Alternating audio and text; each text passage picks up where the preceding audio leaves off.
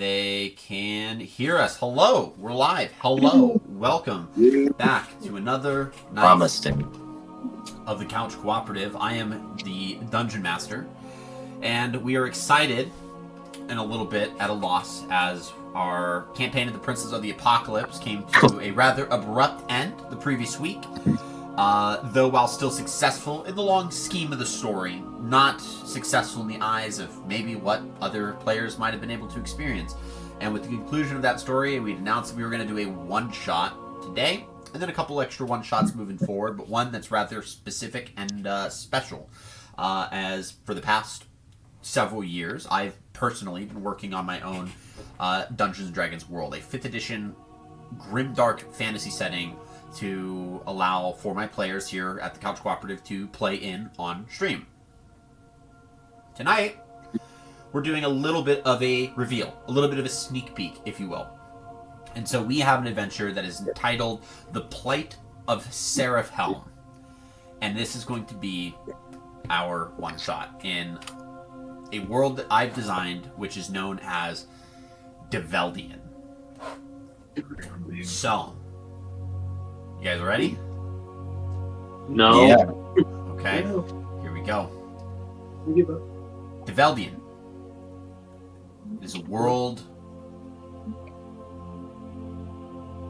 of many things. A world of heroes, a world of villains, a world of home, a world of love, a world of pain, a world of uniqueness,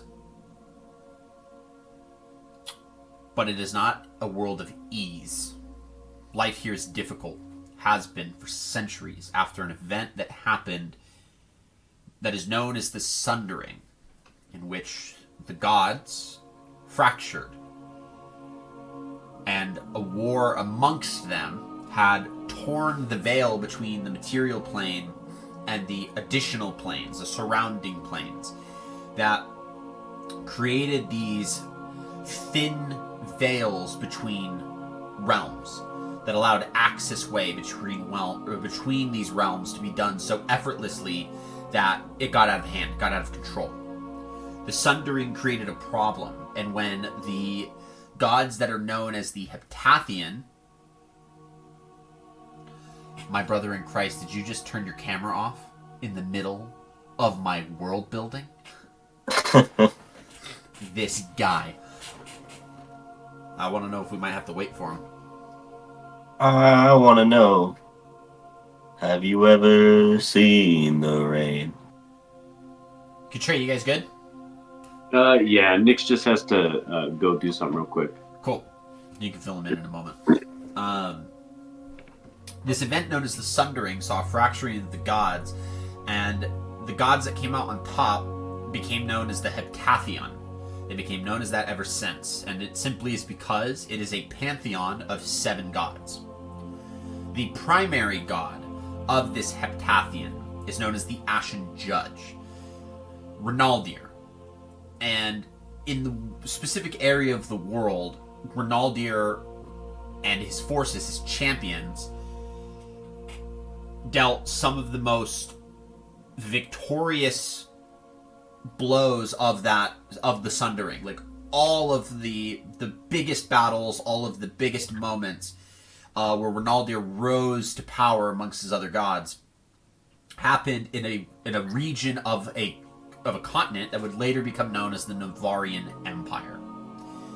As a result of this, the Ashen Judge reigns supreme as the head deity of this land, and over the entire continent, the worship of the Heptathion is healthy. Yet within the confines of the Navarian Empire, religious intolerance is at an all-time high, with an inquisition that is designed and created following the Sundering that ensures that only worship of the Heptathion is permitted. There is no other deities that you can consider. There's nothing other than the 7. The Inquisition was designed for a specific reason, and not to seek out the innocent and to harm them, but specifically to find the people who would create problems for the fact that the Sundering has torn the veil between the two realms so heavily. And it is those who wield arcane magic. As a result of the Sundering, arcane magic becomes a conduit through which forces of specific planes, specifically the infernal planes and the abyssal planes, it is where these entities are capable of finding cracks that they can rip open and flood through. So as a result of that, to keep the realm safe, the Navarian Empire has outlawed all arcane magic. Mages are locked up and executed swiftly. It makes things difficult for those who are born within the confines of the Navarian Empire, and the outside lands don't have this strict of a rule. They deal with the natural consequences of the Sundering, not least of which is that every third night, the lunar position affixes the moon as a blood red moon, which is where the effects of the Sundering are at its highest. So the realm veil, like the ties between the realms, is so thin on every third night that even the slightest spark of arcane energy can flood an entire city full of demons. The other countries have dealt with that problem their own, but the Navarian Empire has decided that they're just not going to permit it within their lands, and therefore they've been able to grow extensively over the past few centuries. They allow worship of the Heptathian, the monarchical dragon, otherwise known as Vulcanus, the Warden of Ash, or the Ashen Judge, which is Ronaldir. There's the Twin Beast, a dual god who's seen in a nature both male and female as Horus, the god of the bestial wildlife.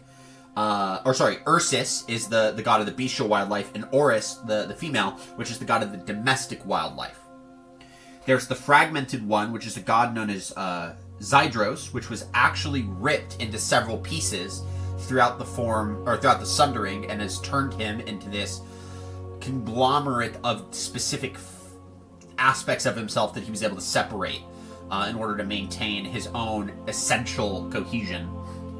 The Father of the Depths, Daigen, the Golden Mother, Virmeria, and the Herald of the Dawn, Soteus. There are no other gods in this world. It is just those seven. The Sundering saw the rest of the gods destroyed, defeated, annihilated. And as a result, the Heptathion has put strict boundaries that the mortal realms have tried their best to maintain, which the Navarian Empire takes to its extreme, its reasonable extreme. Because of that, the world is a dark and dismal place. And while it is filled with all the greatest things that life has to offer, life is it is so valuable because of how unpromised each day becomes. With even the slightest mishap, the realms could split and demons can pull forth. All that you know, gone.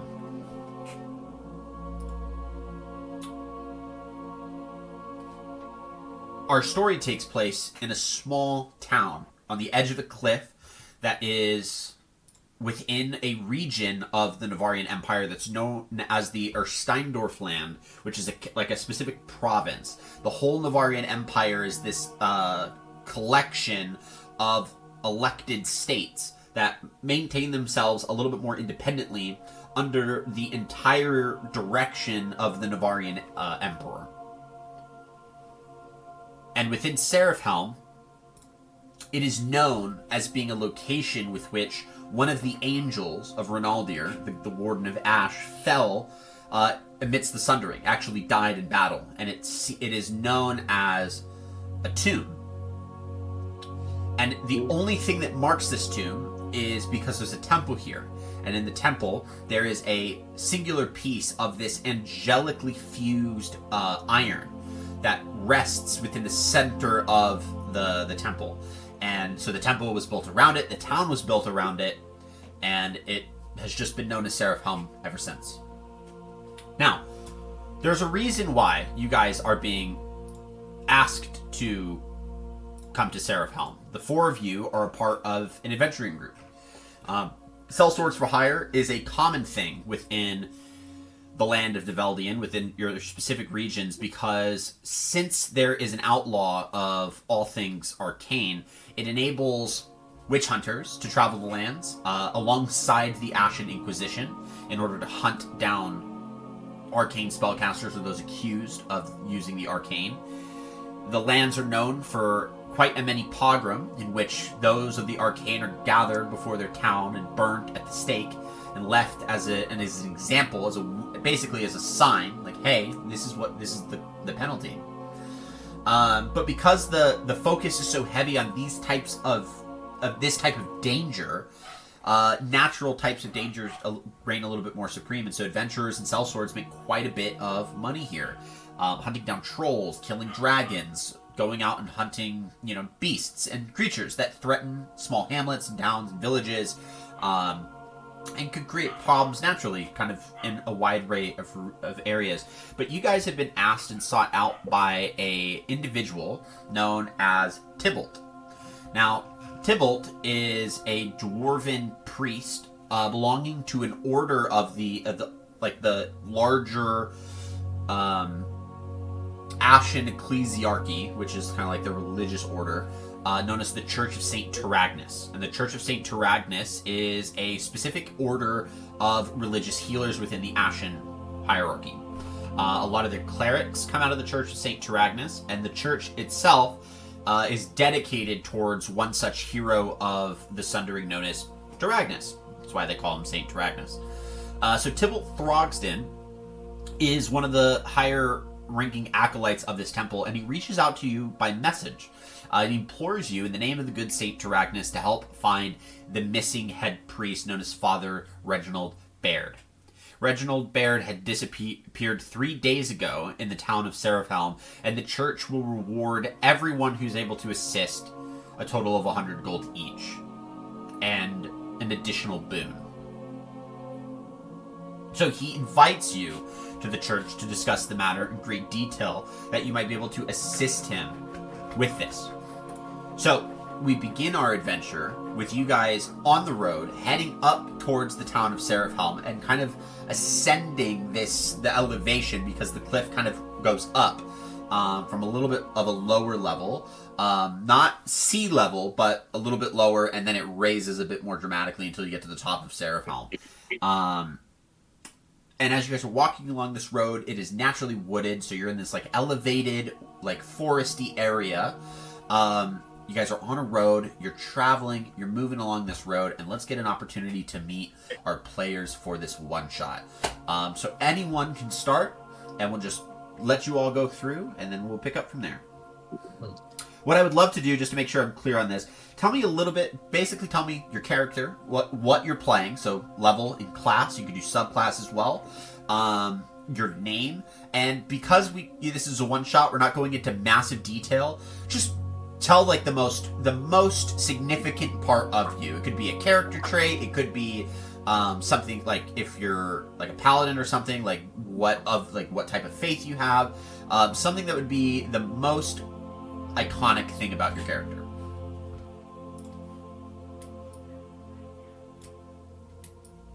I can start. Okay. So my character's a female. She's a level 11 fighter. Her subclass is a samurai. Her name is Yumiko Takahashi, and I would say the biggest thing that would that would stand out would be her armor. Actually, I sent a picture in the Discord chat of what she generally looks like, but she has pale skin, dark brown eyes, longer black hair that's put up, but she's wearing samurai armor, just without the helmet. And she has her right hand, or her left hand is resting on the hilt of her katana. Nice. As she's walking. Nice.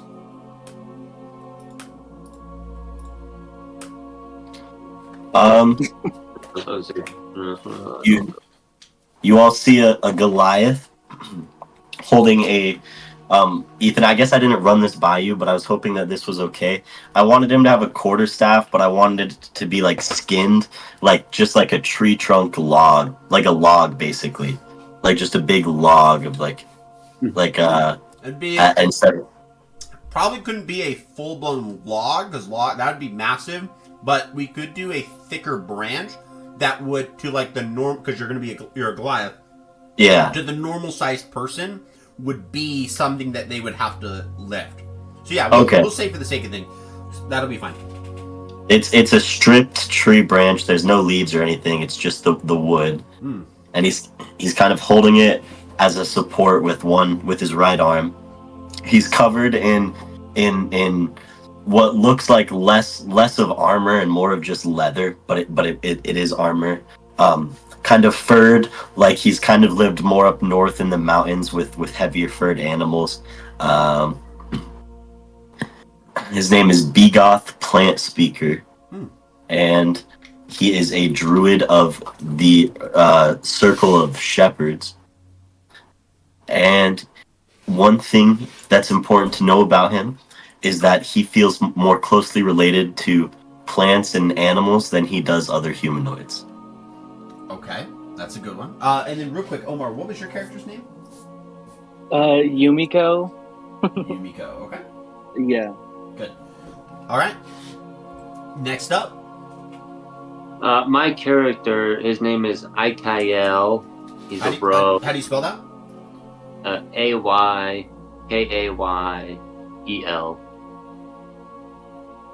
Aykael. And is there like a hyphen in there, or is it just one word?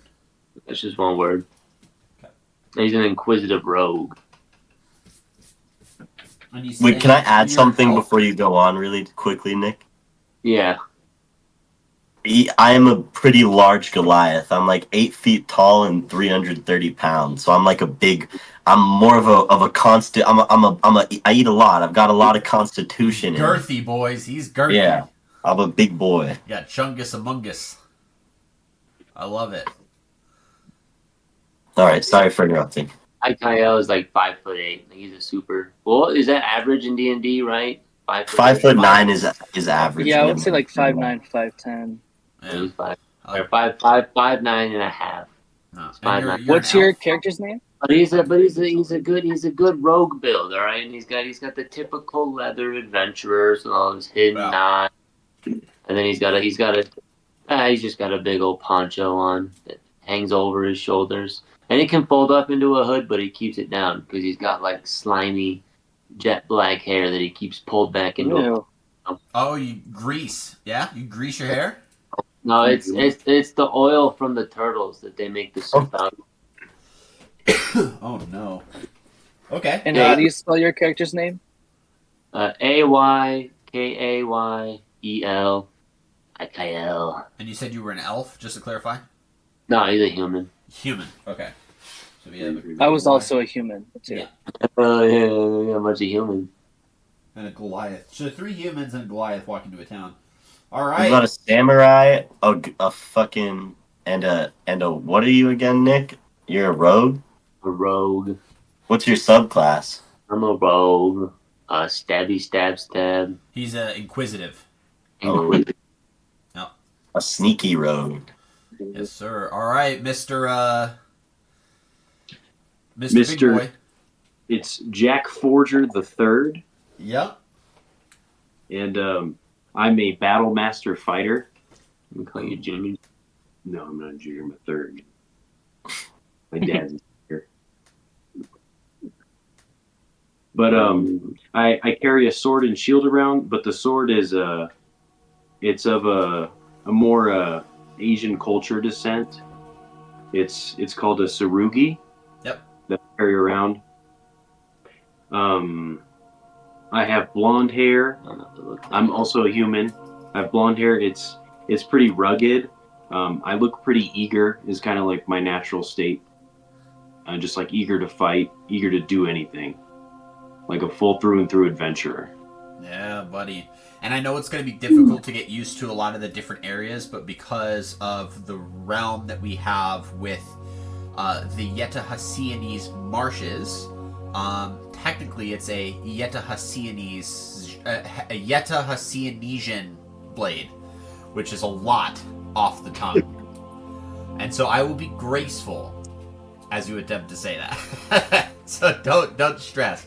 But yeah, we do have a land where our samurais and our sarugis, our nice little, more Eastern culture designed weaponry, armor, all that fun stuff, where we're going to be able to bring that into the game for a little bit of some, to give some additional space instead of just pure European knightly stuff, which is my go-to. Okay, by the way, the Navarian Empire is a more Germanic in terms of its style. But like a medieval Germanic style. So if you think of, like, for example, the actual Reichland Empire of Total War Warhammer, that's like a good idea. Like metal breastplates with like fancy like frocked clothing and like berets and shit in terms of like what just like the rifleman wears. So, like all these fun things. You'll see it. It'll be cool. I promise you. But you won't see much of it in Seraph-Helm. So the four of you guys are walking up the road to Seraph-Helm, and coming down the road, leaving the town, is an older gentleman. This older gentleman has himself a walking cane. He's got a nice little, kind of like, it's like a frocked, like, frumpy hat that has a feather that runs down the side of it. And he's got a pretty good doublet that he's wearing with like laced sleeves that go like an inner shirt that comes out of the black doublet that he's wearing. So there's, he's got a very, very fancy design to him. And he walks up. He's got a little bit of like an older shake, a little wobble to him as he walks up. But he sees you all as you walk approach. He goes, "Oh, hello, weary travelers. Looking to enter Seraph-Helm, eh?" And he's kind of like walking past a little bit. He slows down. He goes, "There were quite a few that entered the other day. Never to return." Cheerio? It continues to kind of walk down the hill. He just leaves? Yeah, he just walks right up to you. Quips a little. Did you hear that old man, everyone?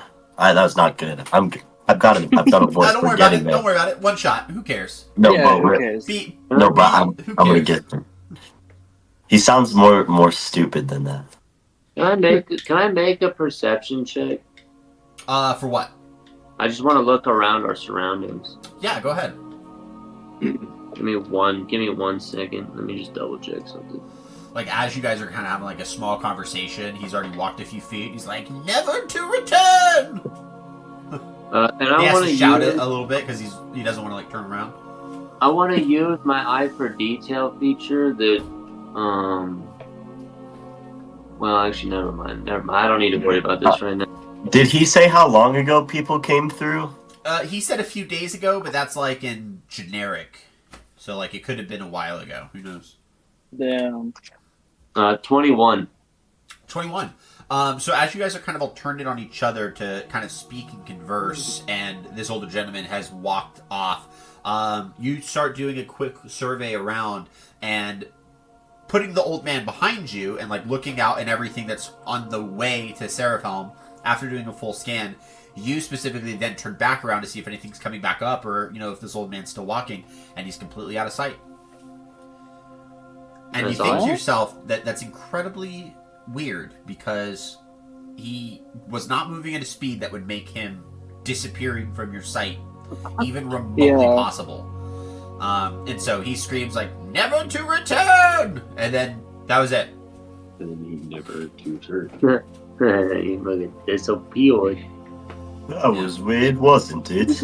Guys, Boy, the ninja. boy. What? Ethan, can I cast Summon Beast? For what? I just want to have him ready, for us to enter Seraphine or whatever the fuck it's called. You just want to have like a bunch of beasts like at the ready as you. I just want the summon. I just want this beast. What beast are you thinking? Are you hoping for? So I guess it's a bestial spirit manifest. Corporal form uses the bestial spirits. Choose an environment: air, land, or water. So I would choose land. Right. And so you'd want just like a bestial spirit to follow you guys into the town. Could it like take the shape of a boar? Of a boar. Oh, Okay. right. Sure. Cool. Yep. So It's you guys see as Begoth goes ahead and quickly speaks to the woodland lands, the woodlands around him, and out from the trees stumbles across this like spectral, but like not nature green looking boar spirit. And the boar spirit kind of walks up right next to him and just and has like these little like grunts, and it has like a little squeal every now and then. Hello there, buddy. Kind of rubs his head up against you. I'm gonna pat him. Do you all like my friend? None of you say anything with my fucking... Wait, what'd you say? I said, Akael thinks he's a cutie. We have a fucking edge. We got a goddamn edgelord in this game. Okay. He is quite the cutie, I think. If only he were real. He could have made for a good piece. Spirits are very real. I'm saying physical. Is this not physical? Whatever. It's okay, buddy. Don't listen to him. Then, He's like fake eating grass. No, he's eating spectral grass. No. So you guys continue up the road? After my boar's done taking a spectral shit, we continue up the road. Yeah, he takes quite a spectral dump. And you guys head up the road and officially get to Seraph-Helm. And the town's sizable, for a town, so you probably have a couple hundred people that live here. But right away, you guys can tell that something's off. And the thing that really draws attention is the pillar of smoke. And it's not a pillar of smoke that is uncommon in the Novarian Empire. In fact, seeing it traveling up the road, you guys all get this faint suspicion that the Inquisition's passed through here recently. And by the time you arrive outside of Seraph-Helm, you confirm it. A pogrom has existed here, and that is because there's piles of bodies that are all scorched and burned, and a couple that are left up on stakes just outside the town. Damn. So this helps to make sense why Tybalt has decided to reach out to you guys with a message. Why Tybalt Throgston decided to reach out versus alerting the authorities that someone's gone missing. Because having the Inquisition in your town more than once, stories have told that some towns are just permanently cleansed from all risk if the Inquisition has to return consistently. And so there's probably an underlying level of like stress and fear that this town's potentially experiencing, and you guys get a sense of that as you guys are kind of first walking in. The temple that you have to go to, the church, is very visible. It's at the highest point of the town, so you guys make your way there immediately so that you can go find the head acolyte, Tybalt Throgston. You guys arrive and you're outside the actual steeple, and it's dedicated to the Ashen Warden, and he's depicted as this kind of knight with blindfold over his eyes, with a set of scales in one hand, and then a sword that's at his side in the left hand, and they're both at the same level, but the sword is put down, like blade is going down to the ground, and he's holding both of those in his hands on the image that they have depicted on the door. And then on just above it, it's got a big old title. It says Church of St. Taragnus. And then it has kind of like a couple of just like religious mottos and sayings that are kind of all over the building, and just like this front thing, this front facade of the building. And you guys walk up, you guys can see that you can hear from outside that there's some chatter going on, so there's probably just a little bit of some activity. And as you guys open the door, you see that there's several acolytes that are in here. It's a sizable town, so there's probably a clergy of worshippers. And so there's a few acolytes that are here, but one that stands out being a dwarf, and so you can see Tybalt Throgston. He is a red-haired dwarf. His hair actually goes quite long, probably about as long as mine does naturally.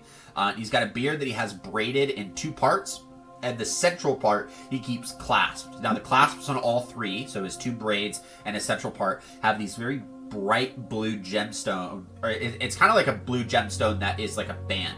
So it's very shiny, very bright, and he keeps it kind of in the center and on both sides. He's got this big bulbousy nose and this stern and kind of wrinkled face, a broad forehead with like thinning eyebrows, and he carries on him kind of like a woodsman's axe that he has at his side. But other than that, he's just kind of have these like gray and red trimmed robes with a holy symbol to Saint Taragnus as well, which is a holy symbol of the Ashen Warden. And as you guys walk in, he immediately sees you, and he kind of is talking to a couple of people, and he's like, kind of like hushing them for a quick moment, and then puts them to rest. They give a quick bow, and then he heads over to your direction. And when he gets to you, he looks at all of you and goes, "Oh, by the gods, by the Heptathian's light, St. Taragnus protects those who keep their faith in dark times, and I'm glad he sent you to us. I am Tybalt Throgsden, and you're here for the letter I sent out." I will respond. Okay. That's it. We're here because of that letter you sent. Are we all going to pretend like that just didn't happen? Anyways. Wait. Is he pointing at IKL? No, anyways. What? Do you speak in the third person? We're not skipping this. What kind of an introduction is that? Yeah, you gotta give me a second. You didn't even answer my question. You just said you were going to answer my question. But then failed to actually answer the question until this lovely lass actually answered my question. I'm not ready yet. Hang on. IKL is always serious. I think that's the problem. Okay. I think that's the issue. We're here. IKL is here to help. There we go! Well, it's a pleasure to have you. Thank you so much for making the time to get here. Listen. 3 days ago, our head priest, Father Reginald Baird, went missing. And several weeks ago, I found, and he kind of like looks around a little suspiciously and then leans in. I found there's something beneath the church in the Undercroft. There's some catacombs that I had found that were connected to a well just outside the building. And I told Father Baird of it, and he assured me that we shouldn't touch it, we shouldn't deal with it, lest we have the Inquisition on our doorstep, which unfortunately we already have had. And yet, in the midst of that, he suddenly just goes missing, and I'm so concerned that it has something to do with that temple. I'm so concerned that, or the Undercroft, the catacombs, and I'm worried that he's in danger, hoping to make sure that it's safe. He was so concerned that it could be dangerous. We have no idea what's down there, and he is absolutely blessed and protected by St. Taragnus. My concern is that he went down there thinking of proving that it's either dangerous and we shouldn't go in, or that it's safe and that therefore we should still leave it be. We haven't seen him since. How long has it been? About 3 days since he's gone missing.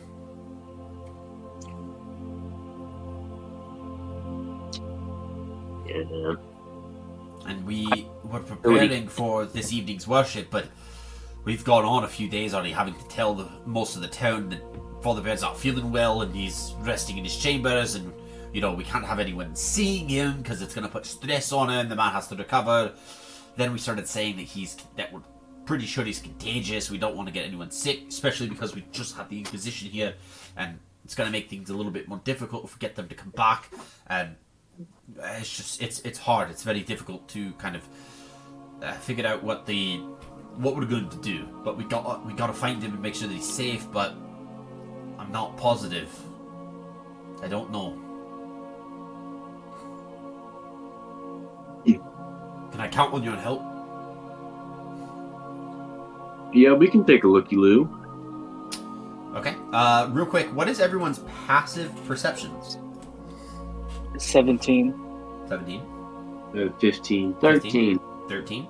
15. 15. All of you guys here a distant crash back inside the church chambers. Immediately, you see Tybalt Throgston lock up in fear and turn around and go, "What was that?" And you start to hear screaming from further inside the temple. And what is currently happening as you guys kind of rush through, and if you guys can pull up now the temple, the church. It's the Inquisition map. No, there are about 8 Zombies. acolytes. There's about 8 acolytes in this temple space, and there is a collection of these abhorrently monstrous deformities that are inside of this building. These humanoid-looking creatures with these emerald green and glowing as if they're on fire eyes, long like tongues that hang out of the mouths. Ew. The height on these creatures is taller than that of the average human, but shorter than that of your Goliath companion. And they're grabbing people and beginning to try to drag them down to not be seen again. With this, you guys see everything, and immediately you jump into action. So let's go ahead and get an initiative roll from you guys. No. All right, dude, I'll do it. What is it? Hey, bar mitzvah. Hell yeah, brother. 12. Hold on. Okay, dude. 6. Damn, son. It's the best you can do, man. I got an 11. I'm gonna put you before the one I rolled. Nick, what'd you get for IKL? I got 12. IKL got 12. Okay. Yumiko? I got 19. And Begoth. 21. I rolled a nat 20. What? Nice. Yeah. My only nat 20. Okay, so Begoth, you are up first, and as you're in this temple space, basically what you see is there's this just mob of these creatures that are looking to capture. There's a few that are already grabbed. So 4 of the acolytes that are in this room are already grabbed by some of these creatures, with another 4 creatures that seem to be kind of warding off the rest, and trying to make sure that the ones that they've caught are going to be captured fully. They're beginning to try to pull them off so that they can drag them into there's a space that they've came in from, a door that leads outside, and they're trying to drag them through that door so that they can dig them out. You're the first one up. What would you like to do? How far am I from them? Looking at the map, because you guys are at the entrance, you are probably about, I'd say, easily 60 feet. Damn. Yeah, about 60 feet away from him. Because it's a long temple, not a wide temple. Okay. Fuck.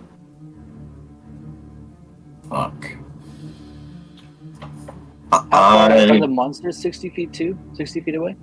Yeah. And so there's 4. Basically, if you look at the map that I gave you guys, they're all huddled up around the door that's along the main temple way on the right side, kind of in that top right corner of the temple space. And they've pulled 4. They're pulling 4 through that doorway right now, and the other 4 creatures are like in this weird arc around the door to like ward off the other acolytes who are huddled up on the opposite wall. Can I use hallucinatory terrain? Okay. What would you like to do with that? And they're just in like the hallway right now, or the end of the doorway? Yeah, but what would you like to do with that? I'd like to trick them and make them lose focus on who they've got held captured. So hallucinatory terrain should only affect terrain, so it affects like land. But if they like thought they were in water, wouldn't they be like, whoa? Potentially. but it's also something that's happening in the moment, and that can be a little difficult to trick people in the moment, especially when they've already come through this door and coming back out of it. Yeah. You could give it a shot, though, if you really want to try it. I'm gonna use Summon Elemental. Okay, so we're gonna summon Elemental. What type of Elemental are we summoning? Fuck. It's just, we're gonna choose Earth. An Earth Elemental, okay. Yeah. So, and then how far is the casting space on that? It is 90 feet. 90 feet. So where would you like to put it? You can put it in the entirety of the temple. Can I put it on the exit where they're trying to leave from? They're in the middle of coming through that. So the only side you can put it on is on the side that's opposite of the ones that are trying to ward off you guys.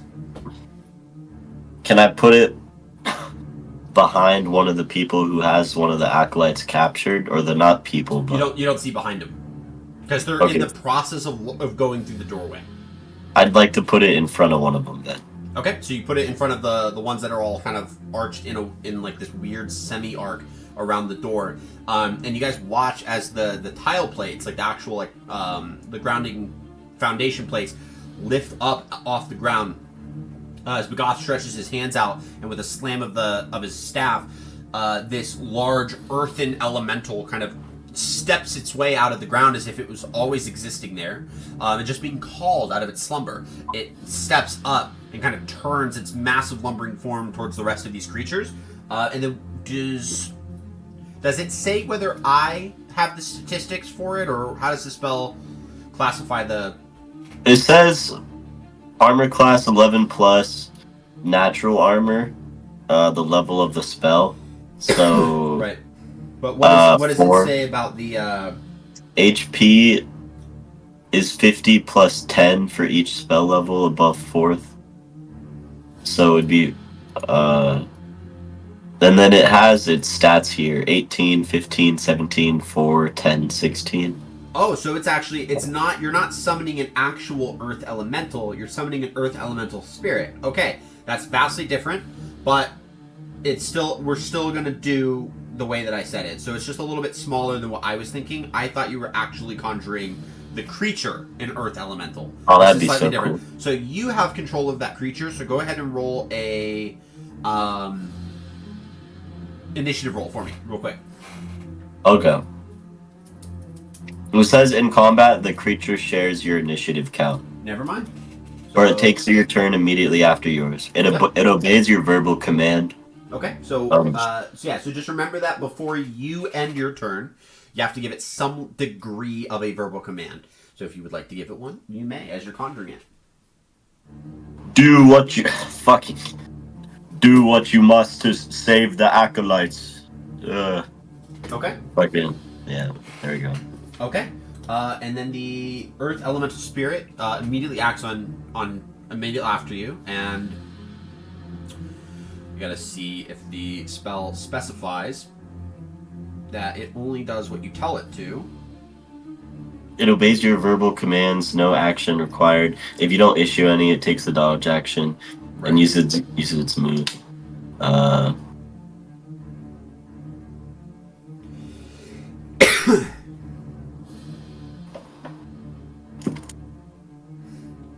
here. Oh my god. Summon elemental. Okay, so obeys your verbal command. That's it. Okay, so it only obeys your verbal command. Okay. So in an effort to obey your command and to protect the acolytes that you have, that are here, you see as this massive lumbering creature is going to go ahead and kind of step forward and begin fighting some of these creatures that are kind of protecting the ones behind it. So I need you to go. How many attacks does this creature have? The elemental makes a number of attacks equal to half. It has 2 attacks. Is multi-attack. Yep. Yeah. So go ahead and make 2 attacks with him. Okay. Yumiko, you're going to be up next with IKL on deck. Katray, you might need to wake Ikael up. Oh, also, I want to put my beast spirit. Can he dash? He could. Then I'd like to put him on top of one of the people. I'd like to put him on top of the guy my elemental's attacking. What does the woodland spirit do in terms of when it takes its turn? The beast? Yes. The creature is fuck. I have to give it verbal commands too. Okay, so because this is a one shot, you're gonna get a little bit more grace from me. So we'll say you gave it your command as well, and then you're using your dual focused feat right now, so you're concentrating on 2. So what are you gonna tell that one to do? Attack with the elemental. Okay. So yeah, so it would have to on its turn use its action to dash in order to get up there because it only has 30 feet of movement.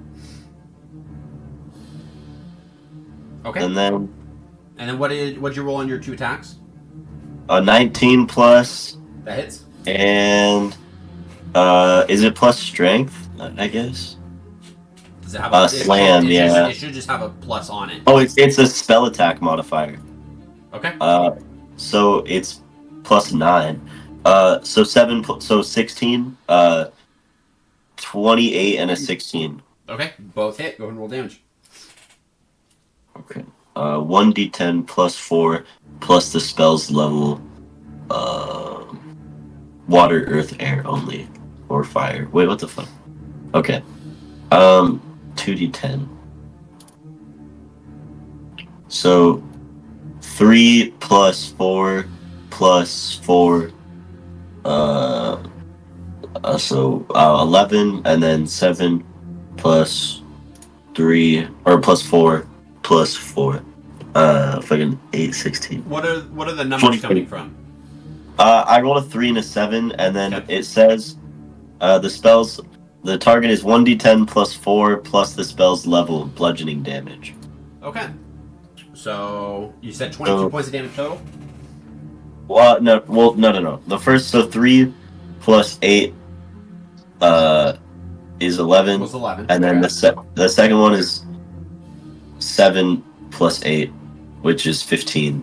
So 26. Yeah. Okay.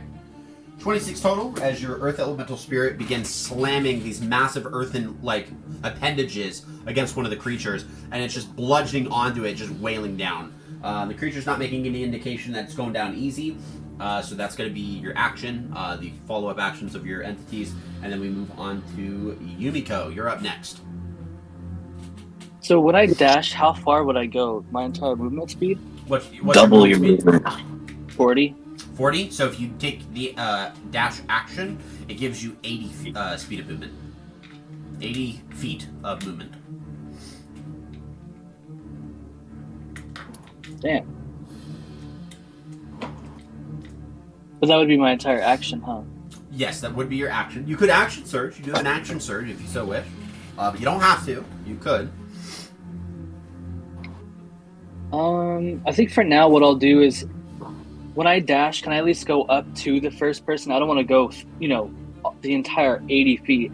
I just want to go up 60 feet of where they are, where those monsters, those creatures are. Yeah.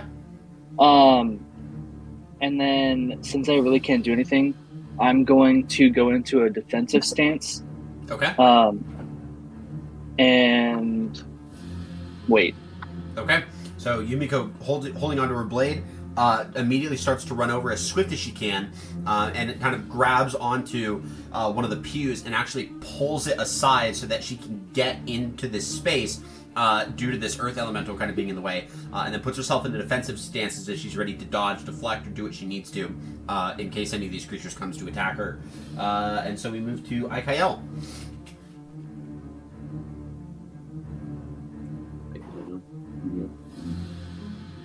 If are there any of them that I can attack that I get advantage on?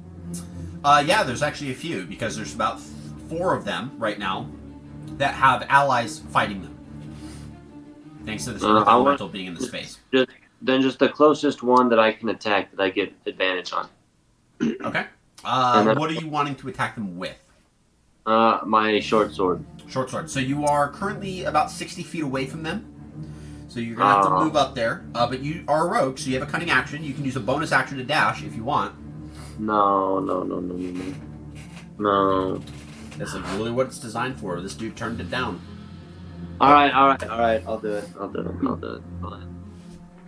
That's fine. Yeah.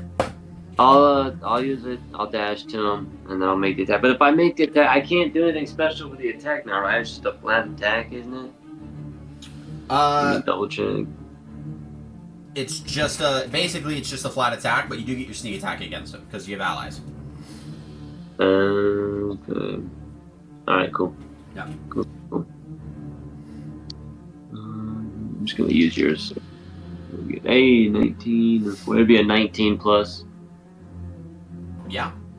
That'll hit. And you said I do get sneak attack? Mm-hmm. Cool. Make it easy. It's 10, 15, 17.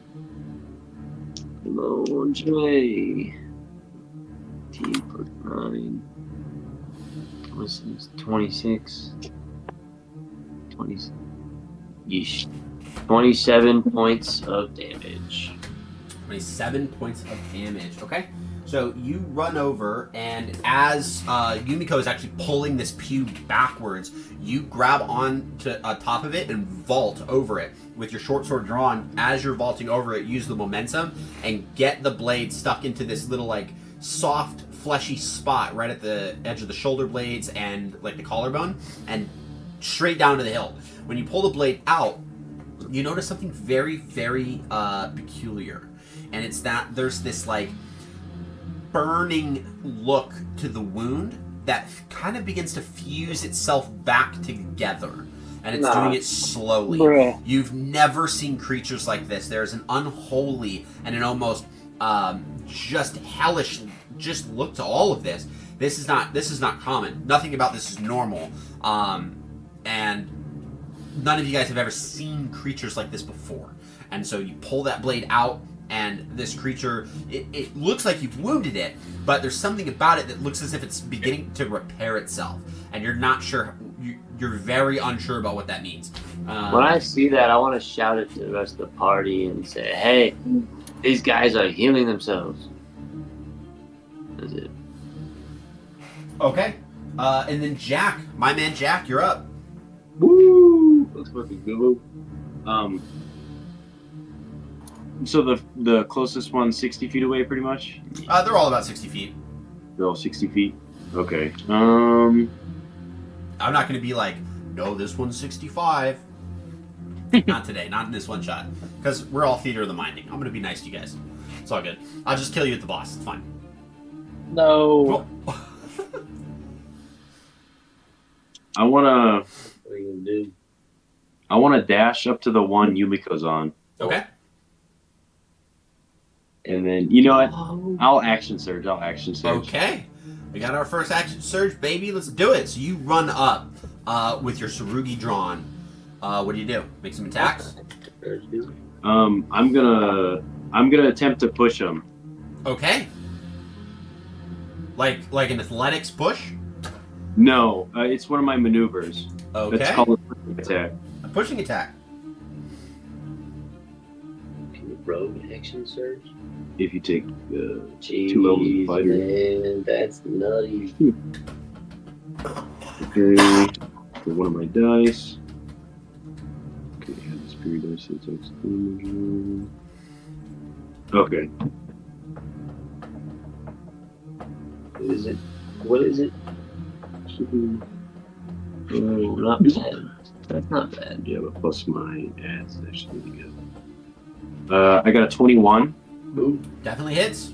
Okay, and then he has to make a strength saving throw, or he'll be pushed back 15 feet. Ooh. Okay.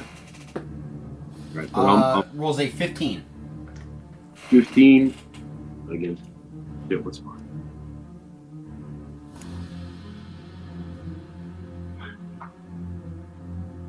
Oh fuck! I forgot to add it. Let me do it.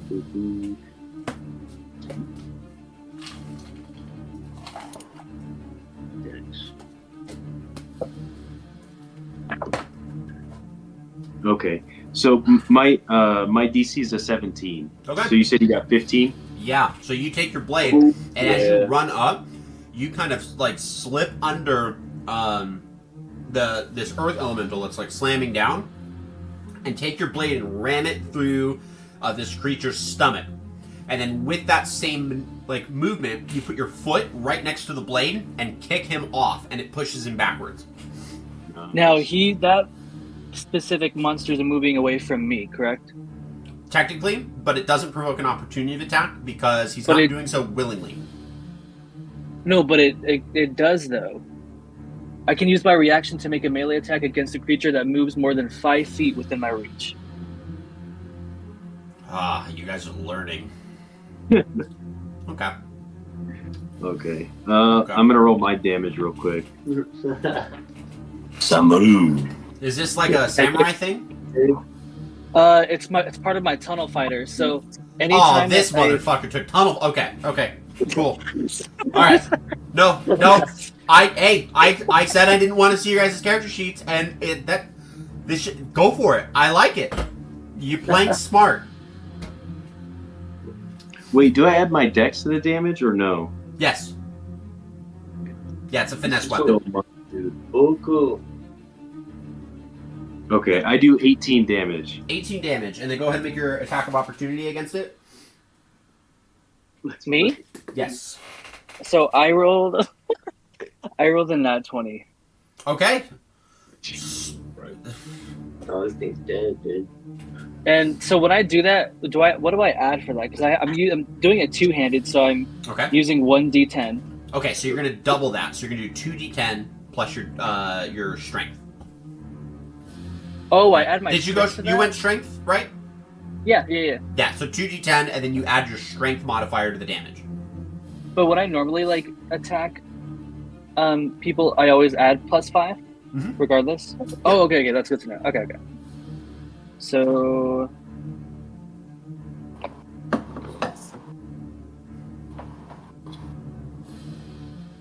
17 points of damage. Nice. Yeah, and so as he's getting pushed off, you have yourself at the ready, and your blade flashes quickly, and with one single slash up the torso, gets cut right across this creature as he's being thrown back, and as quickly as your blade is out, you have resheathed it. It is quick. It is sudden reaction, a movement at lightning speed. And so then, Jack, you still have 2 attacks with your action surge. Oh, shit. Because you're an 11th level fighter. So, my man, what would you like to do with that? Some damage. Let's fucking go. You thought your turn was over. I said nobody. It's only just begun. All right. Just to confirm, my superior dice with Battlemaster, I only add it to 1 attack, right? We're not sure. I'm pretty sure it's 1. I wrote it all down. Let me see. Okay. When I hit a creature with a weapon attack, expend 1 die. Yeah. You add the superior die to the attack's damage roll. Okay. It is 1. Right. Okay. Cheeky little man. But you could use another die. Wait, so I have another feat. Would this stack with defensive or with tunnel fighter? What is I it? have sentinel. Oh, so like with the opportunity attack, the creature can't move. It becomes the speed becomes 0 for the rest of the turn. Yeah, so his speed becomes 0 for the rest of the turn. He can't move. Okay. He's going to be a little stuck in place. Okay. With both attacks, it's a total of 20. Total of 20 to hit? 20. No. Oh, to hit. Right. Just roll it. My bad. No, who are you attacking? Which one of these guys are you attacking? Wait, what? Which one of the creatures are you attacking? The one I hit previously. So you're going to run through the kind of like the hole that you've created and start swinging still? Yeah. Okay. So first attack? Okay. So first one, I'm going to use my lucky. Motherfucker took lucky. Okay, I got 14 for the first one. Okay, that hits. Oh, let's go. God damn it. Dude, my rolls are garbage. I'm gonna use my last lucky. No. Good. That's not even the what? What do you mean? Nothing. You do you. Dude, my rolls are garbo, dude. You're gonna use all your lucky right now. Okay, 13 for the other one. 13. Okay. Both hit. No damn, way. really? Nice. You Okay. lucky son of a... Should I reroll my damage or just take the ones I rolled? We'll take the 20. So 20 total. Yeah, 20 total. Okay, and you just run in and just start slashing at this creature. And you, now that you're up against it, and you've made a full round of attacks, you also notice that as your blade is slicing through this just monstrous-looking flesh, it looks as if the flesh is like sealing itself back up. And it has this like burning, smoky look to it that makes the body look a little wispy and dark and malevolent, and it looks as if these wounds are starting to kind of seal. That turns it to the creature's turn. This one is going to go ahead and make an attack against you. And is going to attempt to hit you with its claws first, but misses with a 7. And then it's going to attempt to bite you and hits with a 22. Is this against me? Yes. Okay. Yeah, so 22. 22 will hit, but for the first one, I want to use my reaction to do another maneuver. Okay, we'll get to that in a second. Okay. It's going to be 5 plus 3, so 8 points of piercing damage. Okay. And I need you to go ahead and make a Constitution saving throw for me real quick. Okay. God damn it. Dang, you're getting saved. What's it for? Ooh. Oh, he's gonna make you scared, dude. No, I got good con, man. You're gonna be frightened. I got a 24. Okay, you succeed. And So are you going to try to riposte to this guy? Yeah, exactly. Okay, Exactly. let's do it.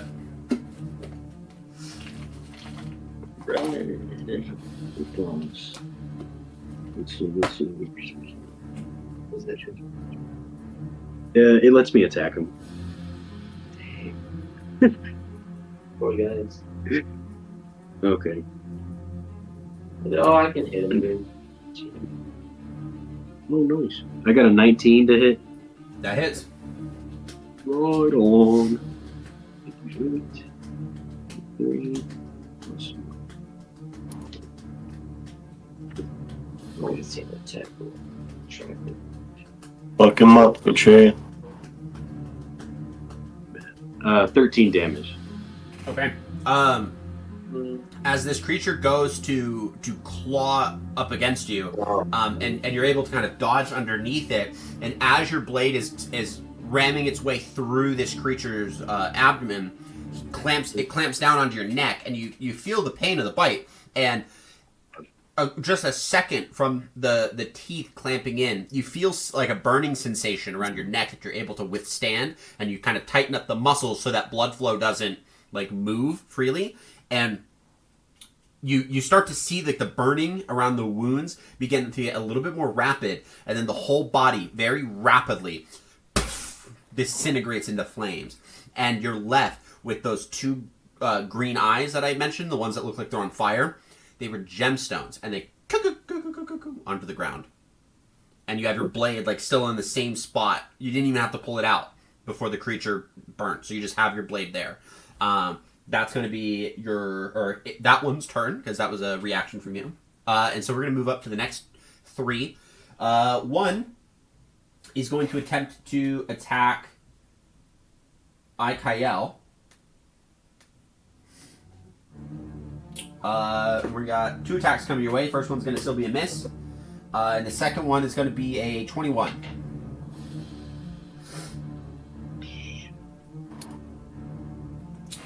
Does the 21 hit him? Oh, yeah, that hits. Yeah, sorry. So we got 5 plus 6, so 14 total. How many times can I use my reaction? Just once per round. So you won't have it until the start of the next turn. Okay. Or start of the next round. So it's going to be 14 points of slashing damage, and I need you to make a con save. God damn it. Oh, that's fine. 19 with pluses. Okay, you're good. So this creature claws into you, and you're able to kind of like maneuver in a way to where the claws don't sink deep, but then it bites you. And when it bites you, you also feel something burn in that bite. And so you kind of reflexively are quick enough to like pull away, and you see something thick drooling off the wound, and you wipe it off as quick as you can. Like saliva? Good question. That's going to be that creature. The other one of them, or both the other two, are actually fighting this earth elemental. So the goth, I got 4 attacks coming towards your elemental spirit. First one's going to be a natural 20. Second one's going to be a 13.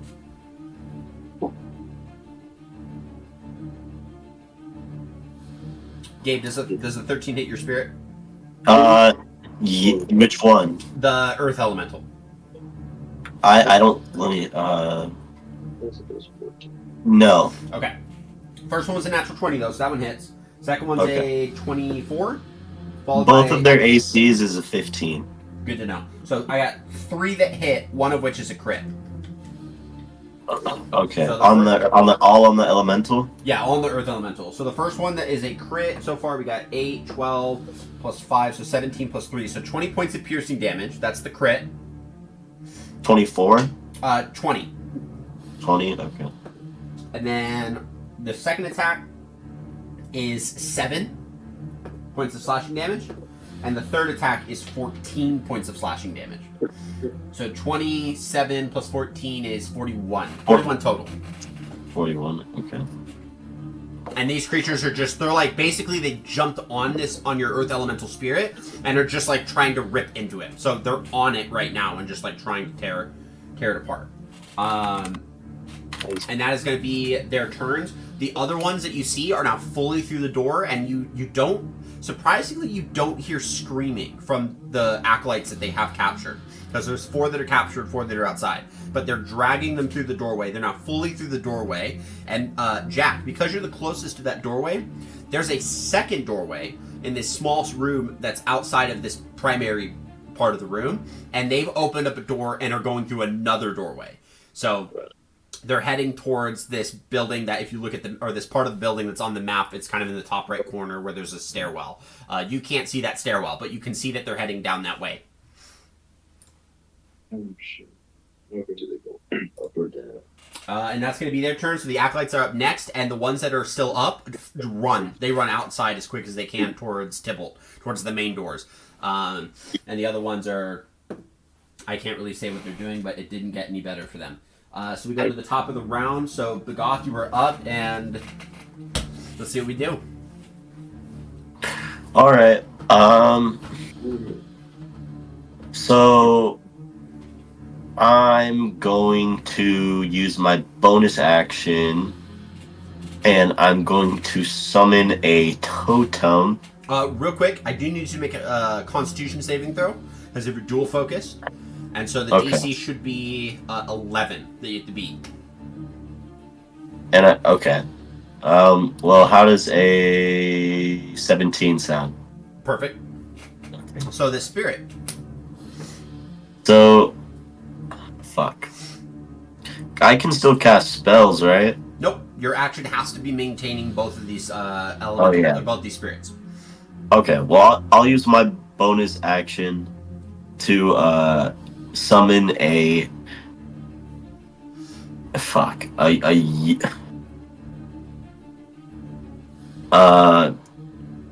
to summon a unicorn totem. Okay. Do you summon this like naturally spectral or naturally like magical unicorn spirit totem that kind of flutters in the area around where do you want to put it? Around the elemental. Does it have a range of up to 60 feet? Fuck. If not, if it's 30 feet, you could just move up and make that work. I just want to make sure I understand what has to I'm gonna move 30 feet up anyways. Okay, perfect. So you move up 30 feet and just see if it has a range.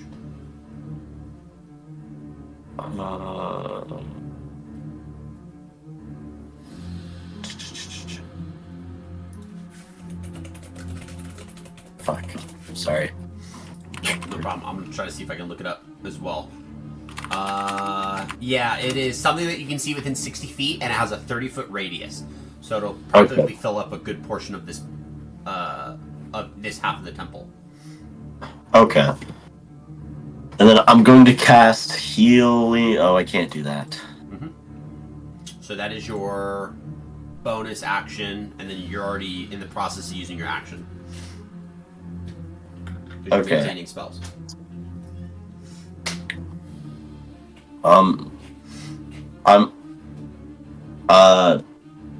Fuck. I'm gonna shout at the elemental, or I'm just gonna shout at both of them. Kill them all. Protect yourselves. Okay. Okay. And yeah. All right. So both of these spirits are up. So it's now their turn. Those were kind of contradicting statements. Kill them all. Protect yourself. Okay. Not really, because these creatures are trying to kill the Earth Elemental. So to him, it would make perfect sense. So I'm gonna roll 2 attacks for the Elemental. Okay. None of them were good. I don't think they hit. What are they? A 2 and a 3 without bonuses. No, those aren't gonna hit. Yeah. It makes sense because they're on him, like they're climbing on him, so he's like trying to grab onto him and throw him off, and he just can't get him. And I get advantage because of pack tactics for the beast. Okay. And it is a 16. And he will aim for the lowest one to the ground. Or it will. Sorry, it's gonna do what? It rolled a 16, and it's gonna aim for the one lowest to the ground. Okay, perfect. That hits. Go ahead and roll damage. Okay. A D8 plus 8. And then Yumiko, you are up next with Ikael on deck. 14. Okay. Perfect. And Yumiko, you are up next. Okay. I am going to attack the one. How far is the one close? How far is the one closest to me? There is one that is like 5 feet from you and Ikael.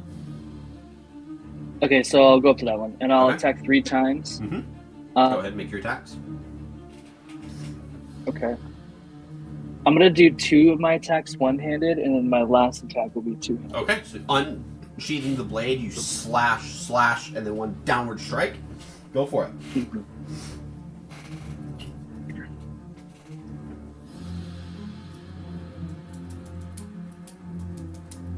19. That hits. Go ahead and roll the next one.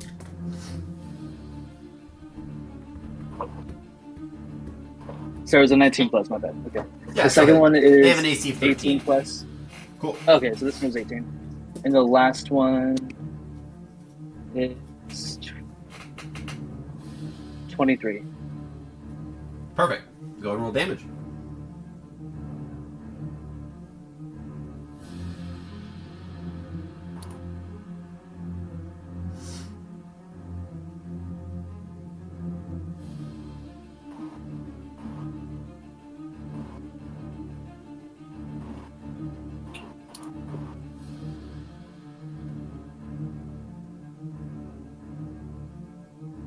$32 points of damage total. 32 total. Nice. All right. Yeah, just a very sudden and swift round of attacks. Slash.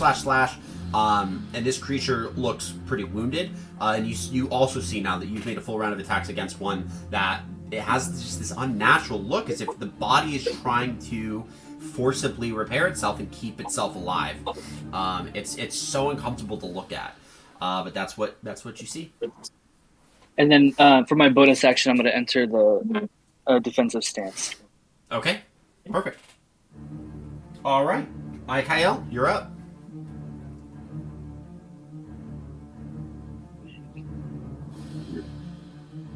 your turn.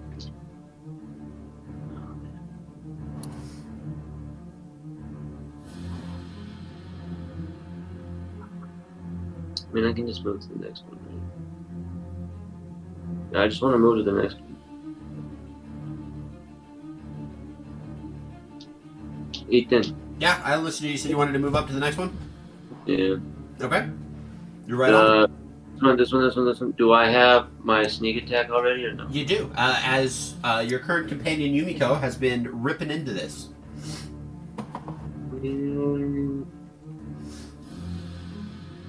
I don't think there's anything else I can do. Okay.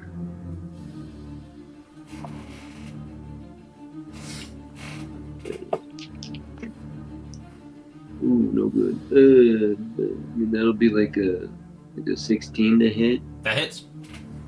Okay. Yeah, they are. I'll post a picture of what they look like in the chat for you guys. Oh God. 14, 18, 22, plus 4 is 24 damage. 24 points of damage. Okay.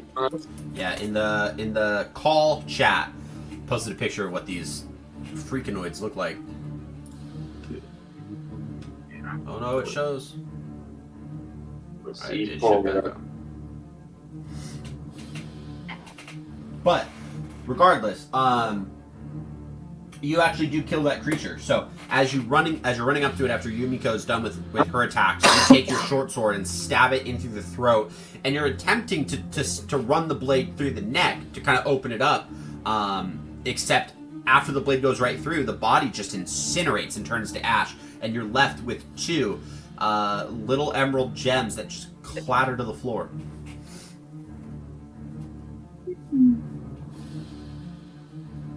And this is the same one that we've all been hitting, or this is a different one? This is now the second one that's dead. Yeah. Mm-hmm.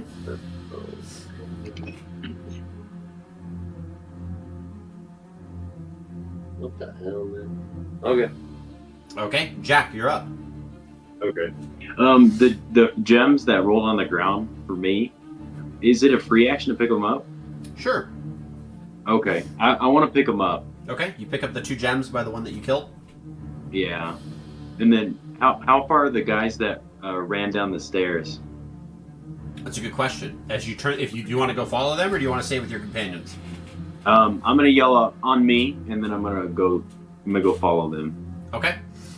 So as you go and follow them, you find that they've already made their way to the staircase. So you're kind of right at that door.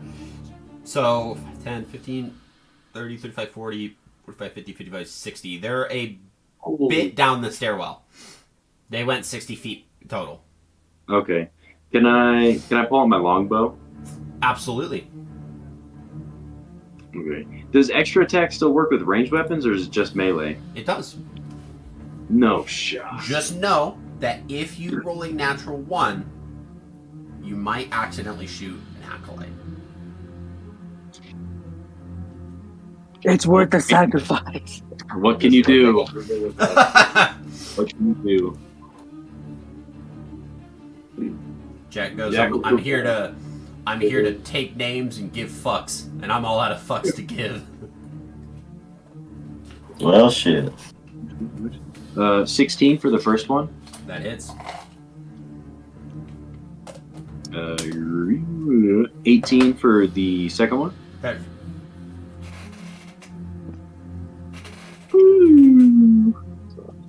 27 for the last. Also hits. Dudes. Let's fucking go, Roll some dude. damage.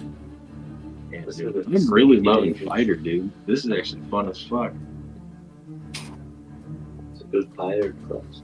And you don't have to be as stupid as a barbarian, dude. Come across a spellcaster that turns you into a vegetable. That's true. Or they terrify you or something. Oh, let's go. Okay. He rolled a 1, guys. He's really excited about it. Okay. Wait, do I add my +5 to each one, like for my dex? Yeah, to each damage roll. I don't think I've ever done that. Yeah, archer builds on a fighter, not too common. So this is a little nice, I bet. Yeah, no, this is dope. plus 1, 15. Jesus Christ, I'm rolling so well. Oh, you really want to flex on my 2 and 3 last fucking roll, dude? Come on.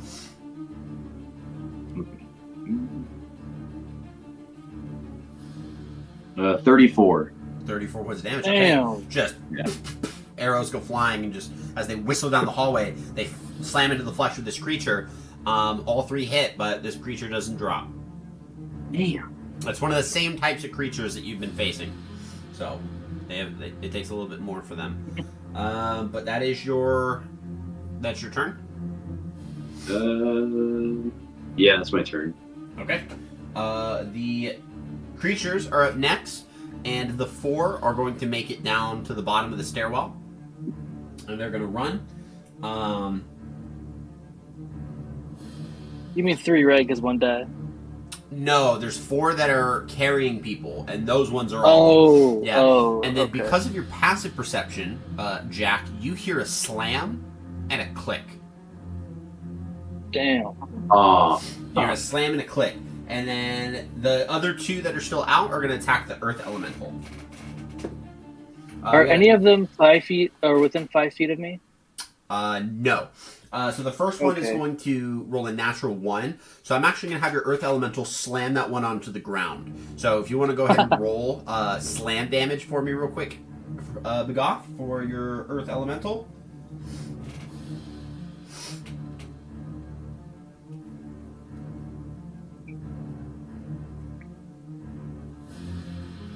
Oh, sorry. Fucking. He didn't get killed by. Wait, no, just he didn't slam get killed. damage. Yeah, But he didn't get killed by the. No, I'm giving you free damage. So if you just roll slam damage for your Earth Elemental, because the creature rolled a natural 1, so I'm having your Earth Elemental just slam him onto the floor. Okay. Well, I rolled a 9. Do I get my bonuses, or are you just giving me the die? Yeah, good. Give your bonuses. And it would be damage. 17. 17 points of damage? Yeah. Okay, and that one incinerates into flame as it slams against the floor. And we have the second one attacking. It's a 9 and an 8, so it doesn't do any damage to your elemental. The acolytes are up next, and they're already outside, other than the ones that are downstairs, but they can't do anything. Begoth, you're up next. So, you said some of them were running down the stairs? They're already well out of sight from you. Yeah, and Jack has run to chase them. And this is down deeper into the dungeon, basically? Yeah, you don't know that there's a stairwell, like as Begoth, but okay. Gabe, there's a stairwell, and yeah, it goes deeper. You just don't know where. Okay. Do I see any plants in the? No, that's a waste of the spell. I'm going to unsummon one of. I'm gonna unsummon my elemental. The Earth Elemental? Yeah. Okay, so you unsummon the Earth Elemental, and the creature that was on him just plops to the floor. And so he's currently prone. What beasts do I get? Options to turn into. It should be based off of a CR rating. So at your level, I don't know what that specifically is, but you could look up like beasts CR. The higher the number, the better they are. So it says beasts that I've seen though is right. I'm not too worried about the specifics on that, but it does have a CR rating that you can do that it demands as based on your level. So okay, I think it's 1. Yeah, it is. Okay, so yeah, if you just look up Beast CR1 and find like a list, you could find something that you can turn into. Okay. Can I, do you know what quippers are, Ethan? I believe they're fish. Okay. If I'm right, I think they're fish. I'm gonna look them up. I'd like to turn into... They are carnivorous fish. They're basically piranhas. I would like to turn into a giant, actually a brass dragon wormling. That's not a beast. That is a dragon. It's not? Yeah, that is a dragon. A beast. Okay, what about a toad? Is a toad a beast? That is a beast. A toad is a beast. A giant toad. Okay. And you guys see as Bagoth kind of curls his body in and turns into this amphibious form, and you have this big, deep croaking toad that is just at the ready. What do you do? I am going to use my movement. Okay. Oh, fuck. Can I jump? Yeah. Yeah. I'm gonna jump. I'm gonna jump 20 feet, and then I'm gonna run 20 feet, which is my max movement speed. Okay. Do I see anything in there? In where? In the hallway? Did I get far enough? I gotta see giant toad size. I don't think you can even get through that doorway. I'm a large beast. Fuck. Don't tell me Yeah, because you would the giant toad would take up two square spaces in width, so you can't make it through the door. You're too wide. Can I grab someone with my tongue? Yeah, the only person that you could is the guy that's still out here. Is he holding anyone? No, he was on your earth elemental, but when you unsummoned him, he plopped to the floor, so he's just prone. Okay, I'm gonna swallow him. Okay, let's do it. Okay, let me roll. Hopefully you don't get a tummy ache. Nat 20. Okay. What happens? If the toad makes one attack against a medium or smaller target, it is grappling. Mm-hmm. So I'd like to get on top of it. Okay. If the attack hits the target is swallowed and the grapple ends. The swallowed target is blinded and restrained. It has total cover against attacks and other effects outside the toad, and it takes 10 3d6 acid damage. Wait, what does that mean? 10 so 3d6. It sounds like you have to make an attack before you do that. So my nat 20 was my grapple. Yeah, so you have to bite him first so that you grapple him, and then on a second turn you make a bite attack on the creature because you're grappling him. That's the swallow. Yeah, swallow normally is a 2-part move, so you would have Can I attempt to bust through the wall into the hallway? This is an incredibly historic temple. I would highly encourage you to not do that. Fuck. For inquisitive purposes. But I'm a frog, or I'm a toad. I'm pretty malleable. You don't think I could squish my way through? Toads can hide under really small things. Okay. You're a giant toad, and this is a human-sized doorway. Can I roll if I get a nat 20, can I squeeze through it? No. Oh. Alright, well, I feel like I just wasted my fucking... I'm gonna bite him. Yeah, bite this guy. Let's eat him. Let's do it. You rolled a natural 20. That's at least 2d10 of piercing damage and 2d10 of poison damage. I want to shoot. 1, 2, 3, 4. The creature's immune to poison, so 2d10 of piercing damage.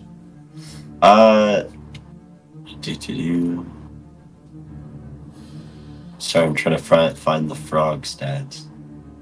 Yeah, it should be 2d10 plus 2. Okay. 21. 21? Okay, so you watch as Bagoth, in this massive amphibious form, grabs this creature by its feet, flicks him up, and when it chomps on it, the creature dies. So it turns into flame, and you have 2 little emeralds that are inside of your mouth that you kind of spit out right away. And that is the round of combat. Jack, you're at the door. You made it all the way down to the base of the stairwell, and there's a door that you see immediately at the end of the staircase. That as you open it up, you enter into this room.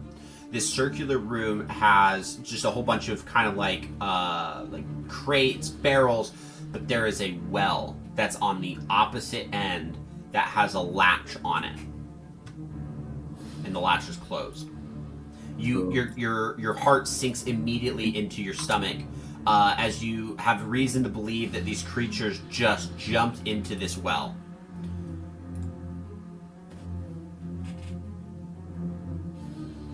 And is it locked? You don't know. Can I check it? Yeah, you walk up and you're actually able to move the latch, and you can't see down. Your human vision doesn't allow you to see down. It's too dark. Okay. I want to run back up and then check on my party members. Okay, so you swiftly run up and see your party members in the aftermath of this combat. Not a lot of structural damage because we were moving. One pew got moved out of the way. The earth elemental sunk back into the floor, so the floor plates kind of moved back into place. And because there's no bodies, there's just a collection of these emerald gems that were all over the floor that everyone started to pick up. This was one set per person. Yeah, and you guys are all up there, and at that point, Tybalt runs in with the rest, or the other acolytes are kind of outside, and Tybalt runs up and says, "By the gods, what was that? Did you find the rest of them? Where are the others?" Two of them did get away. 4. Four of them? 4 of them got away.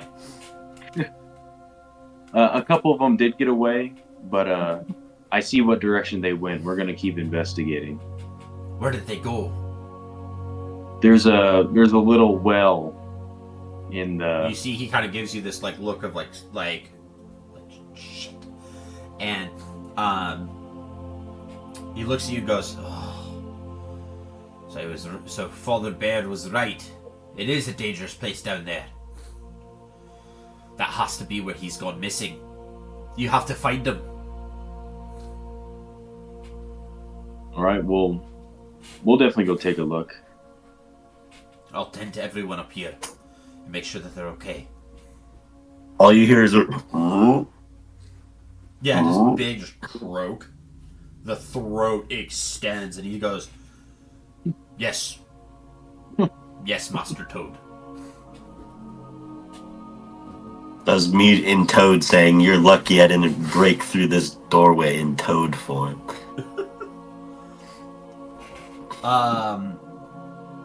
So you guys all gather just outside of the doorway, and do you guys want to head down?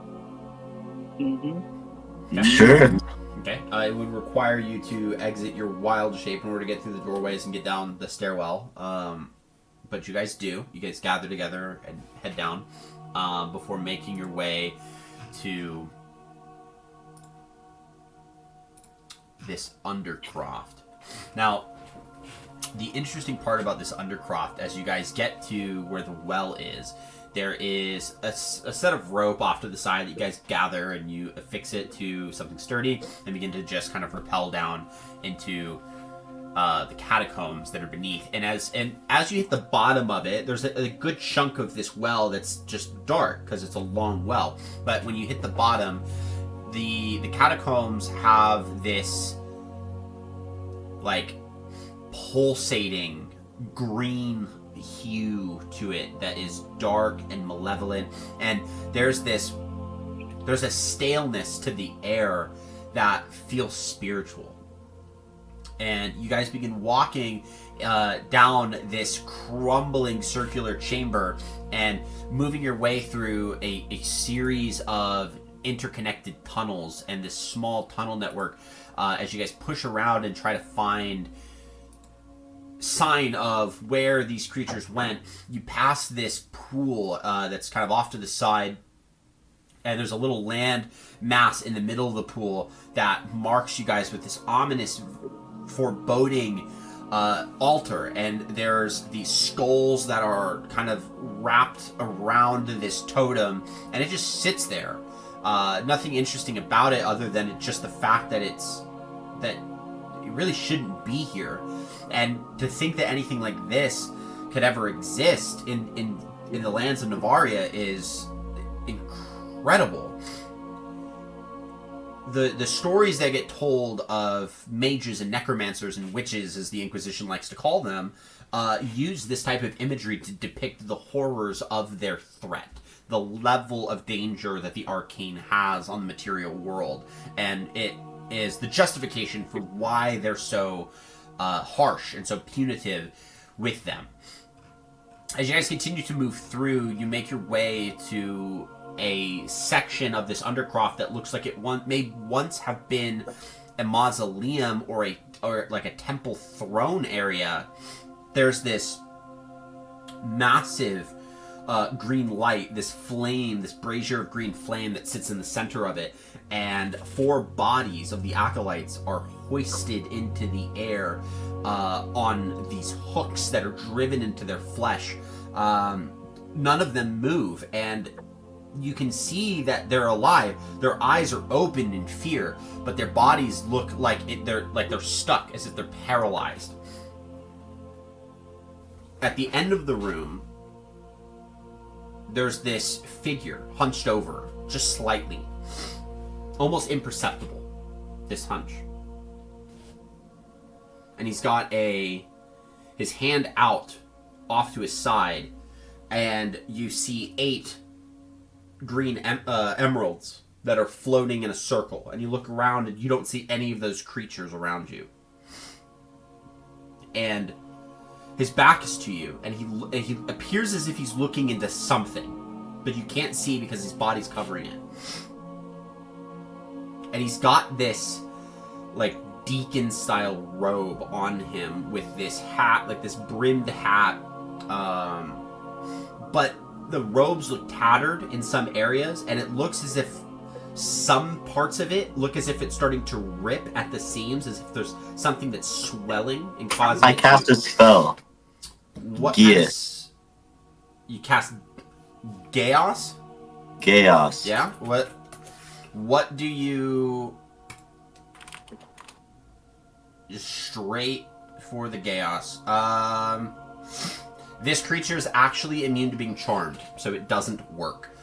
Damn. As you cast the spell in an effort to charm this creature under your thrall, and there is a powerful and foul magic that seems to emanate from this creature, and it just is evident that it's not successful. This person, his head turns slightly, and he begins to speak.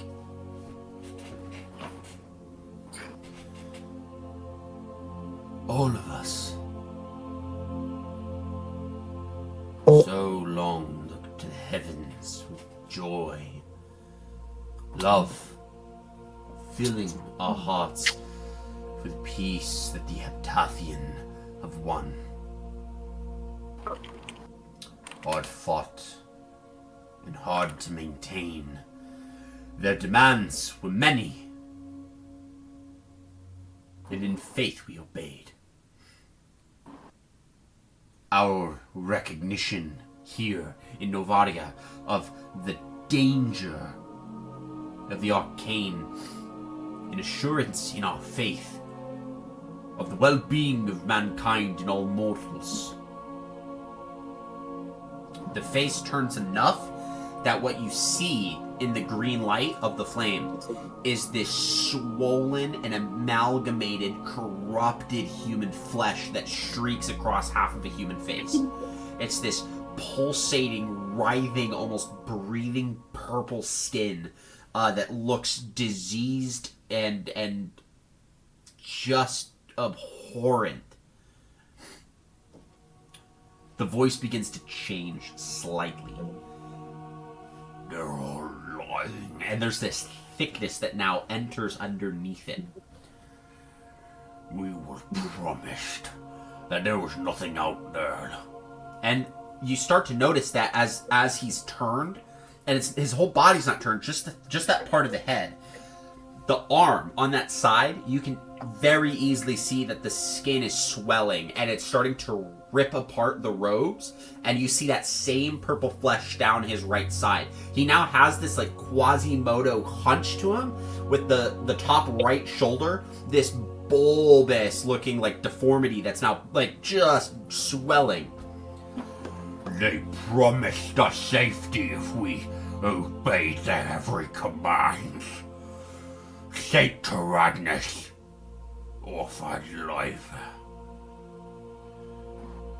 He turns in full, and you see this bearded face that's now being overtaken by this corruption. And it reverts back into that initial voice. They lied to us. And now he looks at all four of you. The 7 have lied to us. As he utters his blasphemy, this taint continues to stretch across his skin, corrupting every inch. It's like a war just being waged across his own body, and he is rapidly losing. The right side of his body, you hear a bone crack as his arm snaps forward, and it begins to swell in size on that side as well. I found, and he turns enough to kind of like as if he wants to show you something, and he finds a black prism. This triangular prism with a series of just intricate and archaic runes on it. I found an access way. I know now why the Inquisition lies to us. What if I were to tell you that others existed out there in the ethos? If there was more to the world than the Heptathian. I've seen your corruption. You have lost the natural order of this world. But see, that is where you even lie to yourself. The natural order has existed before the Heptathion ruined it. At first there were 12. I have met with one of these 12. He calls himself the Morning Star. And he has offered me a life that you couldn't possibly fathom. Life eternal. A life in truth. A life devoid of the chains of oppression that the gods have hoisted upon us without our say.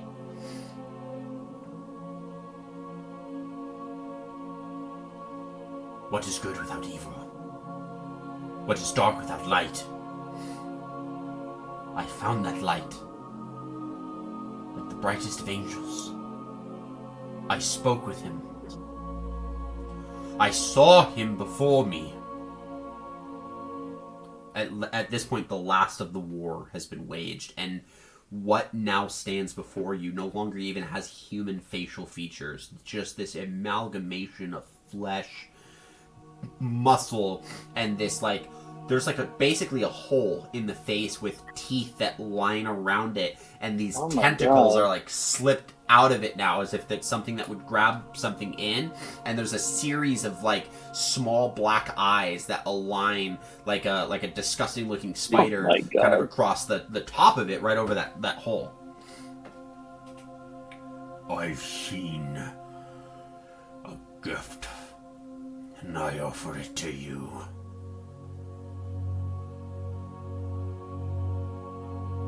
That is no gift you put before us. That is not a gift at all. And I'm going to... Oh.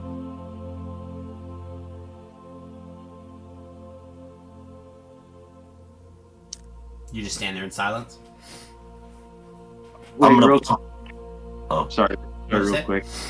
Am I able to use my Know Your Enemy while he was talking? Sure. Yeah. Okay. So what do you want to use that for? I want to find out 2 things about him. Mm-hmm.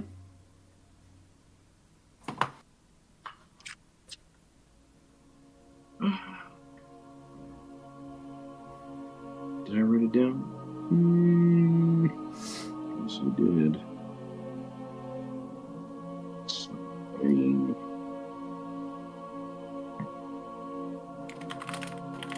I want to know his strength in his armor class. Okay, his strength is a 26, Yeah. and his armor class is a 19. Damn. Jesus Christ. Mm-hmm. It has a supernatural strength to him. Yeah. And what did you want to do, Bakaw? Gabe, what was it you were trying to say that you wanted to do? Sorry. I wanted to throw or open a little container I had with a scorpion inside. Okay. And I want to cast giant insects on it. Okay, so how many giant scorpions are you able to conjure with that? With the scorpions, I can only do one. Okay, so you pull a scorpion out of a jar. You have a jar with like 6 scorpions in it. And you pull one out, and you flick it over, and you magically enlarge it, and it turns into this massive, monstrous scorpion. What the fuck? Dude, that's cool, but that's gross. That's And creepy. it's under my control for an hour. Okay. Damn. It's a What concentration. do you do with it? I'm going to charge it at this fucking Cronenberg-esque monster. Okay, so because after you throw this giant creature towards it, it suddenly gets this recognition that there's no offering of this gift anymore, that now it just needs to destroy those who deny and refuse and reject.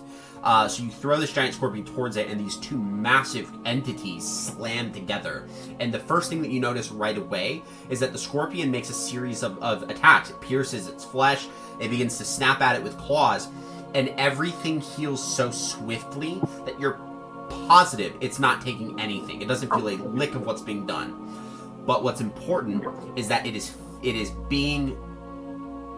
attention is locked, and you guys have to make a very quick decision. You either have to come up with a way to potentially banish this thing, bury this thing, or leave it. How big is it? It would probably be the size of a giant gorilla. But so not like a King Kong gorilla, but like bigger than Harambe gorilla. But smaller than Bagab, right? They're about the same size in height. You're like, how tall are you? He's like about 8 feet. Yeah, they're about the same size in height. Ethan, I'm gonna use another concentration spell. Okay. Conjure animals, and I'm gonna use it at a 5th level, so it'll double or it'll triple it. And conjure animals, does that call creatures? It calls it. So you summon face spirits that take the form of beasts and appear in an unoccupied space. Blah blah blah.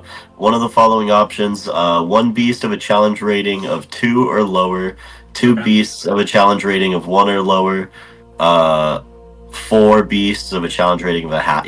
So on. Yeah. So I'm gonna do it at a 5th level, which says at a 5th level, 3 times as many. Okay. And so what challenge rating are you going to do? I am going to do the 2nd challenge rating, the 2 CR. Okay. And I'm going to... Oh, this is difficult. I'm going to summon 3 giant constrictor snakes. Okay. Damn. Okay, so you conjure up 3 giant constrictor snakes. I would say giant constrictor snakes, it's more than enough for these 3 to wrap around this creature and to hold it within place, which gives you guys a little bit more time to come up with a decision here. Nothing is seemingly harming this thing in terms of like physical damage, which marks pretty much all of you out of... You have no way to fight this thing. No one knows what this creature is. No one's ever seen anything like this. This is the horror of the arcane made manifest. And there's a danger now that you are fully recognized to the Inquisition hunting down every chance that this thing were to come into being, is that it leaves you defenseless for when it does. And so you guys really don't have a way to fight it other than some types of magical damage, which is difficult when there's 4 of you, but only 1 that can potentially hurt it. So killing it is not your option unless you were to entomb it or bury it. So you have to come up with a decision of either finding a way to banish it, bury it, or to leave it be and flee. What would you guys want to try to do? I feel like, as a group, I mean, there's no way for us to fight it. So, No. I mean, and it's such a high risk for us to die. I don't think we can bury it because I feel like that's going to be hard to do, considering, like, that dude's going to be alive. Yeah. Or I feel like banishing would be cool. Not cool, but, like, you know, like, the smartest thing.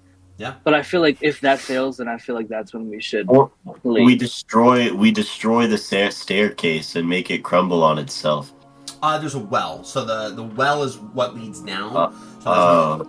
You're not sure if it's going to be able to climb out of that, but there wasn't like another exit way. So like it's stuck here for now.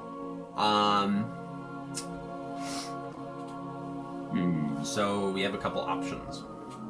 I mean, we could banish it, but I wouldn't know how. Exactly. Me neither. Okay, so the only things that you can see in this room that might give indication of any types of banishment, and this creature, by the way, is like fighting back against these constrictor snakes and the scorpion. The scorpion's like using its pincers to hold parts of it down, and these creatures are holding it, and you just see Bagot there with dual concentration just holding that into place.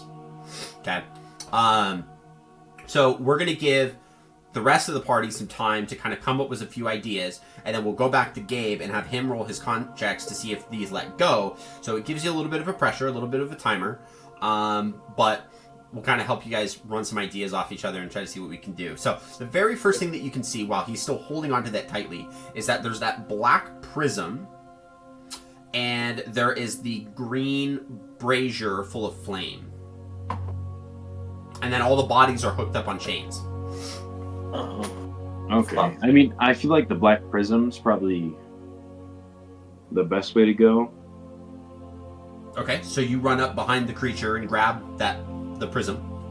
Yeah. And you pick it up. The minute you grab it, the minute your hands touch it, you begin to hear these malevolent whispers in the back of your skull that like make you flinch and recoil upon grabbing it. But you know you have to grab it so that we can do something with it, so you do.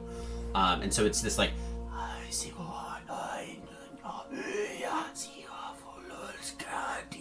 and it's just like whispering and waving in the back of your mind. That's fucking creepy. And you said there's a green, like... brazier of flame, yeah. It's like a big fire pit.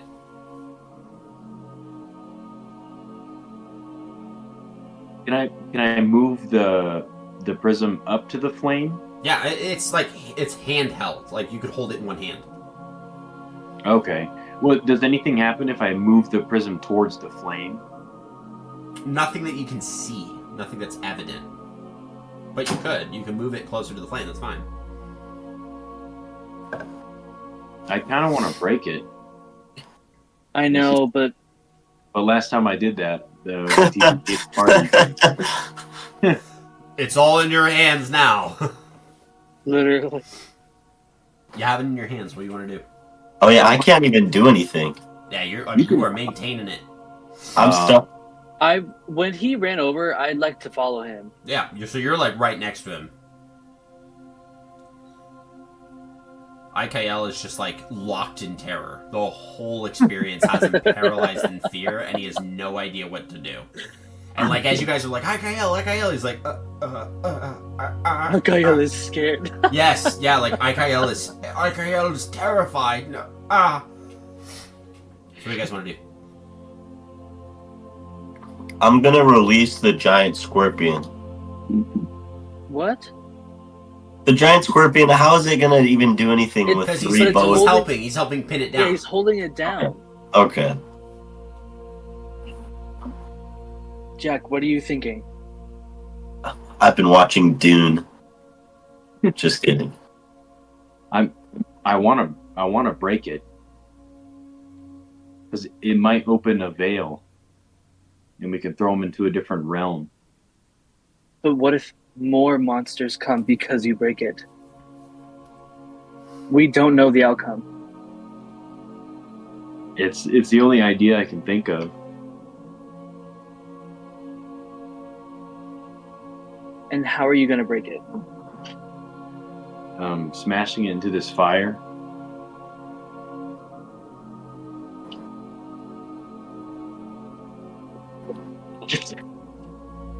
What do you want to do? How far would he be if he? Well, actually, how far would we be if, let's say, we throw it and then we want to run back? You could probably run like 30 feet away from it. It's not an assurance that anything would happen. I know. You kind of have to do it and find out. You just have it dangling over the fire. Do you want to drop it or not? I'm gonna drop it. Okay.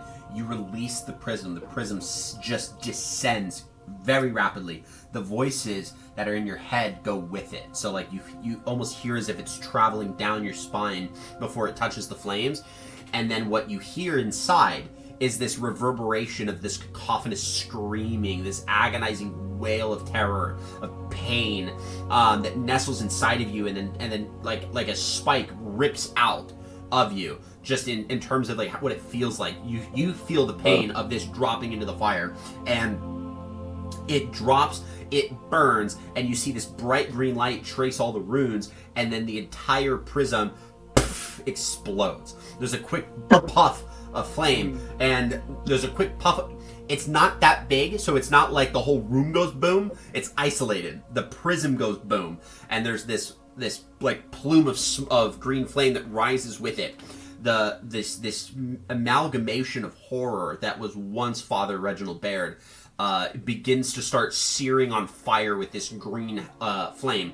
And the snakes wrap off of it, the scorpion backs off, and it's like something is pulling him now towards the fire, and it's trying to grab onto everything that it can. It's like, No! I've just been promised! Oh! and it's trying to grab on, and its feet lift up into the air, and then it yanks, and it gets sucked into the flame. And as it happens, like, I'll remember! there's a brief silence. And then the entire room is filled with the most high-pitched, hellish screaming imaginable that drops everyone to their knees as you have to clutch the sides of your head. You feel pain, and some of you can start to feel the warmth, the blood trickle down your ears. And you wrap on tightly, you hold everything. Because Jack was the one that grabbed the prism and dropped it, for you, time feels as if it stops. And when you look up, your surroundings have changed. You don't find yourself in this temple, in this like old mausoleum catacomb. You find yourself at the top of this cathedral that overlooks the ocean.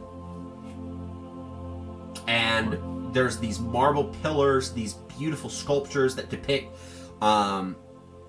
loving embraces between both angelic creatures and mortals. And there's someone sitting at the edge of where this cathedral, because it has like an open cliffside where the cathedral has these pillars that kind of open up so that it's not like a wall, and then you look out across the ocean, and there's someone sitting at the edge of that with these wings furled in. Wait, can I approach him? You can. Do you? Carefully. You slowly walk up to this thing. Not sure what it is, what you're seeing. And he turns his head a little bit off to the side because he hears you walk across the marble. Very, very attractive, like male human face. Very handsome, like chiseled jawline, clean shaven. You can see kind of this like just immaculate muscular form, which for the most part is completely on display, except for this covering that covers the lower part of the body.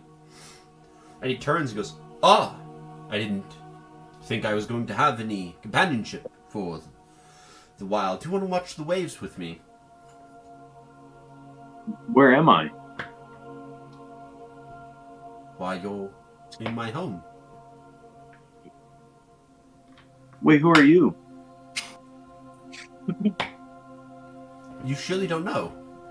You must have traveled all this way to find me. And you say you don't. Have you been stricken with some amnesia? Has some affliction befallen you recently?"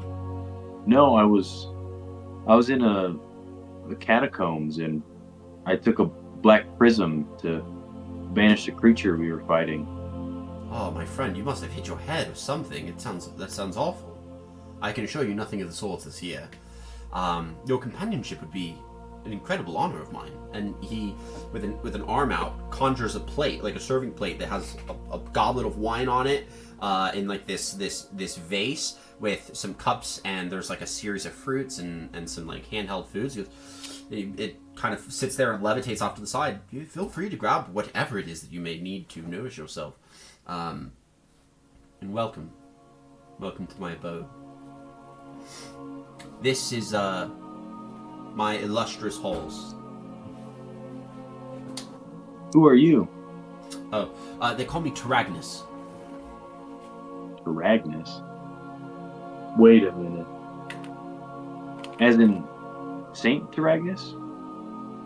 Well, I haven't been canonized as a saint. Unless you... Yeah, I guess, if someone's called me that, I like to act saintly. I'm hoping one day that the archdeacons decide to commemorate me as one. Well, they made a church in your name. Oh, that'd be blasphemy. They couldn't. Well, they did.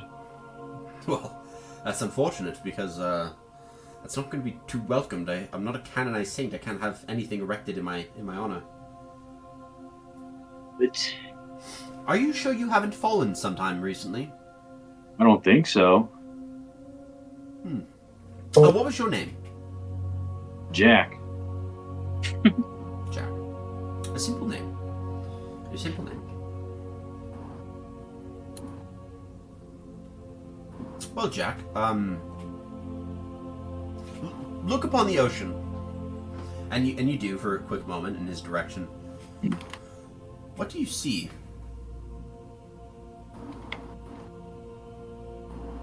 Can I take a deeper look? Yeah, it's an ocean. It's got a great sunset off in the distance. Waves that smash against the rocks. You think maybe you see a ship out in the distance, but it's hard to tell. I see a lot of water. Simple. Direct. You mortals are like that. Always have been. Always have been. How,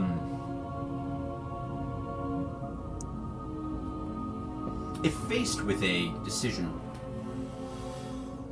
where you knowingly had to put the lives of a few at danger, potentially in mortal peril, to ensure the safety of many more, what would you choose?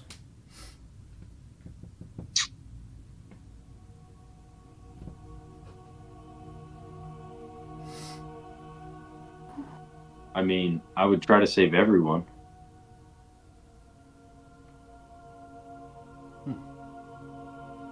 Fair enough. But if you couldn't, and your altruism failed you, and you had to get practical and choose one or the other, would you intentionally inflict harm to the few to consequentially save the lives of many? I don't think I could.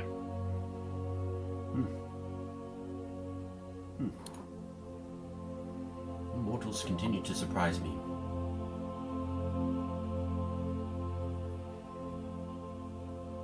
And he starts to look back out across the water. He looks as if he's pondering something. And his eyes keep like looking around as if he's like having these different thoughts flutter in his head. You start to notice with your passive perception that one by one, the feathers on his wings are beginning to fall. As if he's shedding them. Shitting. Oh, God.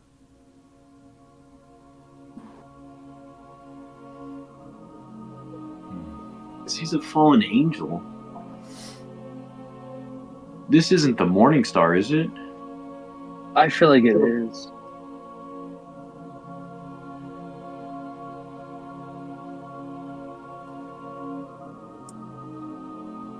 I once asked a brother of mine the same question. And he was stumbled. He was stumbled by it. But his answer was very different from yours. In fact, it took a bit of debating before he said if he knew of the dangers that the many could have been inflicted, he would, without hesitation, inflict pain on the few. For the greater good. Right? That is the highest goal. Something with it stirs with me. And yet even your question, your answer is common amongst your kind. I had another brother, I have quite a few, who berated me for asking such a question.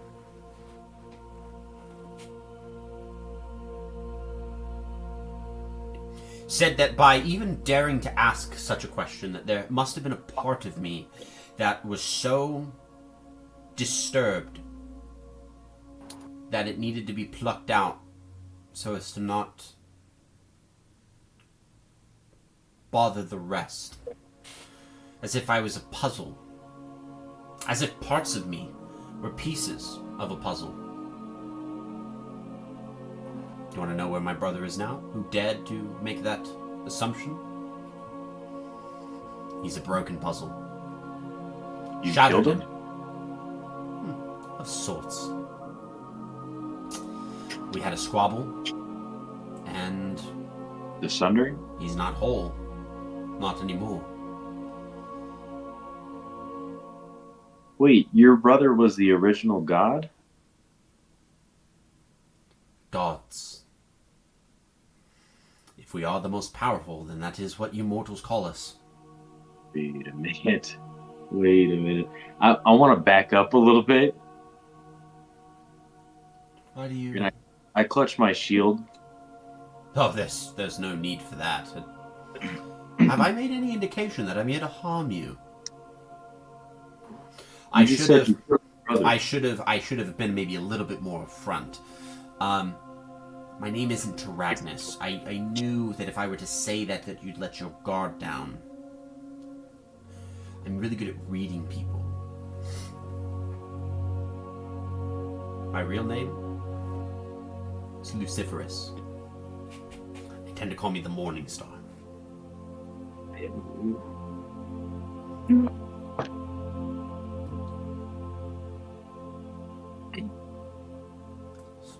I apologize for the deception.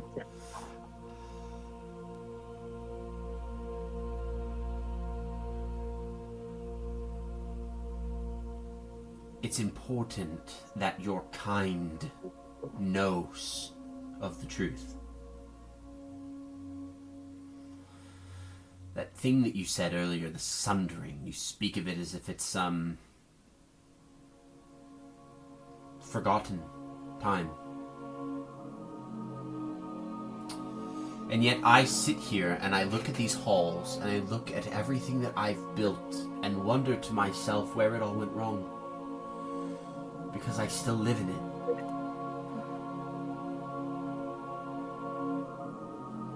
You and your kind were meant to be the best that we could have made.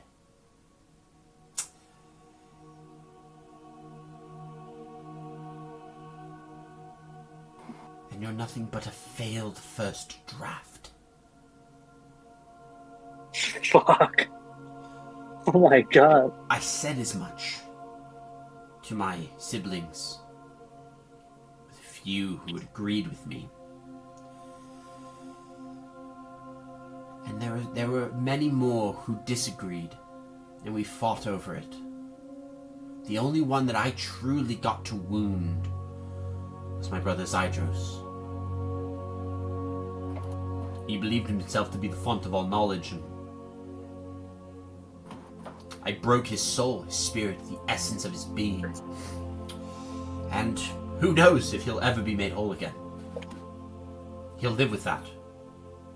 With the memory of what he's done to me. Forever. And I will relish in that. And you, and your kind.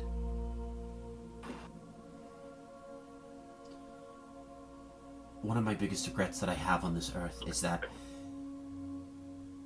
I was given an eternity to inflict pain on those whose lives were judged by your warden. And that I was to inflict upon them torment. My regret is that if you were to cross my halls, that I would only have eternity to inflict that pain, because you see, I messed up. I dared to question. I was broken with. Never to seek redemption or reconciliation. The rest of these gods, this so-called Heptathian, and he spits on the floor to curse it. They didn't even give us more than a second chance. No apologies, no hashing it out as brothers and sisters. And I and the 4 other like me squander in our separate prisons, poking at the world.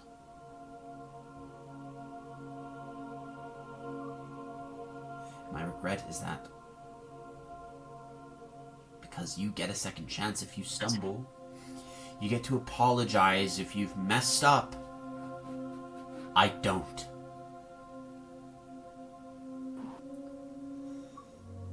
And I will make it my duty to ensure that everyone who doesn't fall in line with the truth is punished. Because we're real. I'm right in front of you.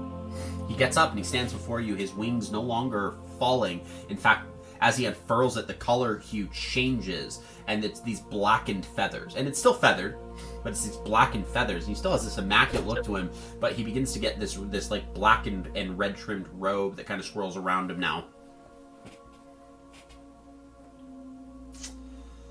You're gonna have one of the biggest decisions you've ever made. I know what happened with Father Baird. Didn't have a lot of hope in him, really. He was one stricken with loss. It was quite easy to poke at the strings of his loss. A daughter that had fallen to some illness about 20 days ago, and he was hoping for life, hoping for a second chance, hoping for something. That was easy. That was easy. Not gonna lie. What am I saying? I lie all the time. It was incredibly easy to get him to turn. Now, not gonna lie, I wasn't prepared for you to send him back to me so quickly, and I'll have to reconsider who I choose moving forward.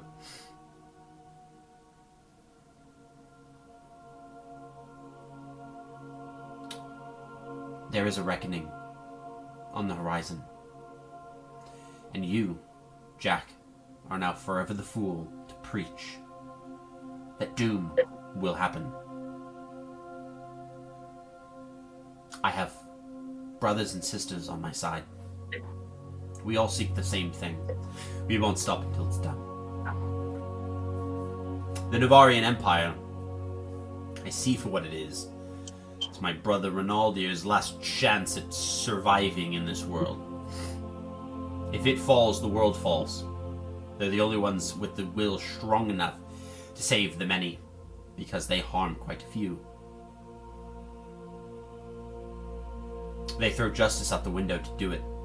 They'll string up women and children at a mere accusation of witchcraft and necromancy. They're successful. I love it. To watch you humans fall into madness over fear, one of my greatest accomplishments.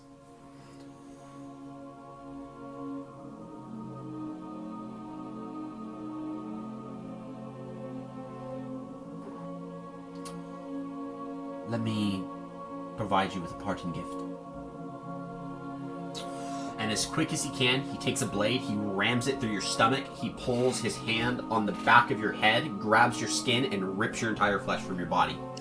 and then he Oh, throws your body to the floor in agony, and then he resurrects you. He grabs you by the foot after your entire body reforms. He pulls you up to him, puts his foot right on your throat, and snaps. Resurrects you. Oh my He god. picks you up now by the throat as you're on the ground. He slams you up against a wall. He rips your lower half of the body off, like from the legs, rips it, resurrects you. And then he sends you back. And you are now in the middle of the catacombs. All of this was 2 seconds of time of just screaming in your ears. And the screaming fades.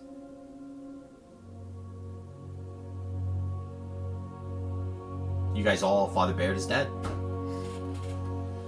Well, goddamn.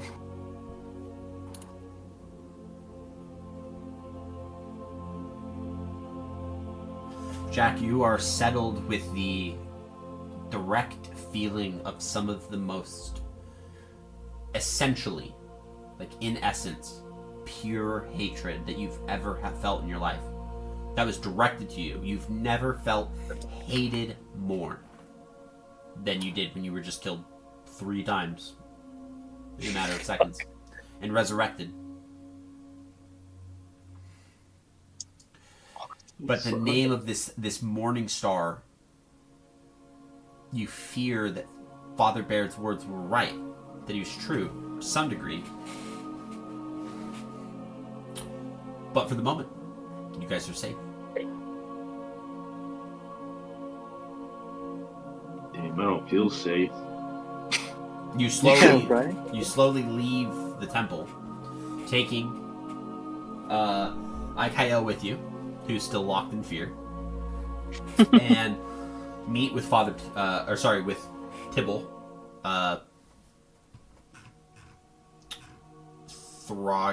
Tibble Throgsden, and tell him, hey, Father Baird's dead. The question for you guys as a party is, do you tell him what he turned into?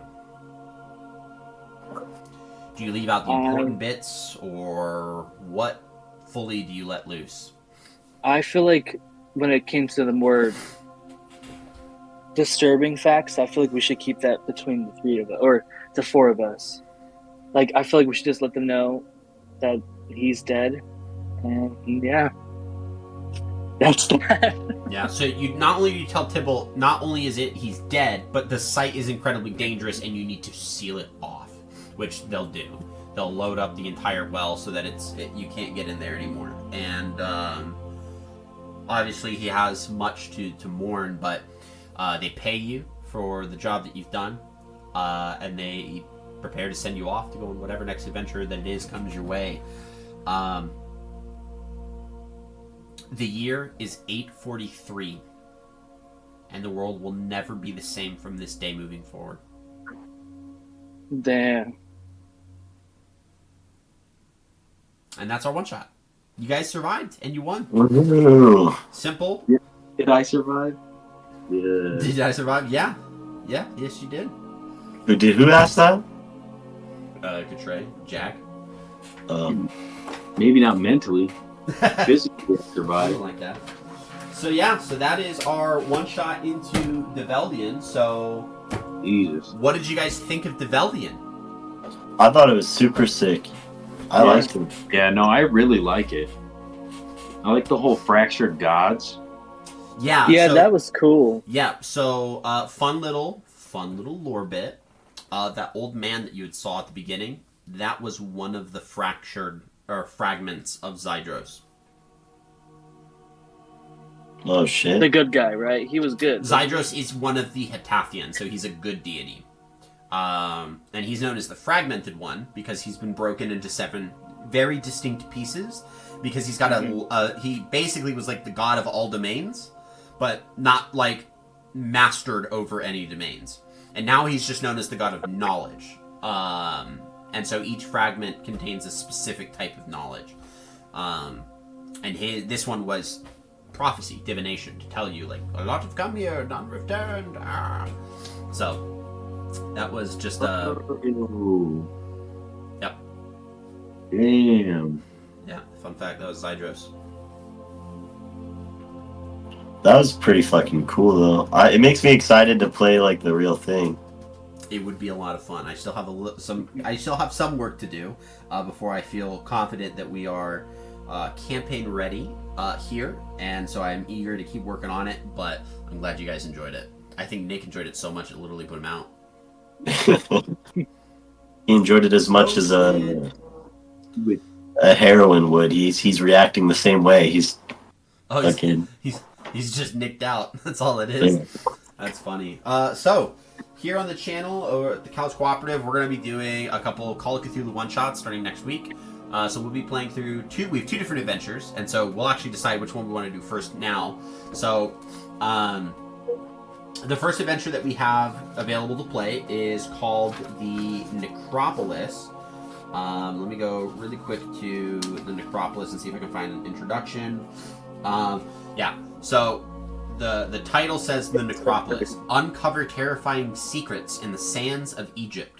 The Necropolis is set on Wednesday, November 26th of 1924 in the Valley of the Kings, Egypt, almost exactly 2 years after Howard Carter discovered the tomb of the boy pharaoh Tutankhamun. The other one is What is in the Cellar? And What is in the Cellar, the full title of it is obviously What's in the Cellar? What secrets lie in store in a mysterious cellar? This scenario begins on Saturday, March 2nd, 1929, in a legal office in New York City before relocating, like all good horror stories, to a cabin in the woods. Ooh. Dun dun dun. Which one would you guys want to do first? I mean, Cabin in the Woods is always a good story. Yeah, my vote was for the color. Yeah. Okay. Yeah, that's what I was Alright. thinking too. We should do that one first. Perfect. So next week we'll play What's in the Cellar. So it has pre-made characters, so I'll be able to send those characters to you. The pre-made characters, they don't have names, so you guys can kind of play around with that. It basically what they'll have is they're gonna have what kind of job they do, because obviously classes are more about professions, and then they'll have a stat block for them as well. But for example, for the Necropolis, one of the adventurers is the ex-soldier. So after being dishonorably discharged from the army after hitting an officer, the ex-soldier's picked up work wherever he could find it. Now he finds himself back in Egypt, having served there during the Great War, which is World War I, offering security to yet another dig team. So it has these little tidbits as to like what you're doing. So easy for roleplay purposes. So we'll work on making sure that you guys have that all by next week. And then we'll basically just repeat it. And then following the week after that, so in 3 weeks' time, we should be able to do our session 0 for Curse of Strahd, which means we'll have that week off on the channel so that we can do that off stream before hopefully jumping into week 1 of Strahd in about a full month from today. So, should we order minis now? We could probably look towards getting them. Yeah, we should probably look towards getting them. But taking into consideration the suddenness of things, we'll be a little bit more graceful on when we get them all collected, because we know it's going to take a while for them to get made and then shipped. So I'm not too stressed on that. And we'll make sure that we're all good and set so that you guys have them all. But yeah, so we'll be shooting text. We'll be doing all of that. For all of you guys that were watching, thank you guys so much. We really appreciate it. I hope you guys really enjoyed this one shot. If you're watching on YouTube and you made it this far, one thing that I'd really like to do is I would love for you to basically drop a like on the video, but also leave a comment about one thing about Develdian, one thing about this one shot that you would have wanted to know more about, or one thing about Develdian that you would think would be really exciting to see more of. And I would love to hear that feedback, and that would just help me as a DM to continue to craft this world for you guys. So thank you guys so much. We appreciate it. I hope you guys have a great rest of your week. Be safe, take care of yourself, tell someone that you love them, and we'll catch you guys in the next one. Have a good night. Peace.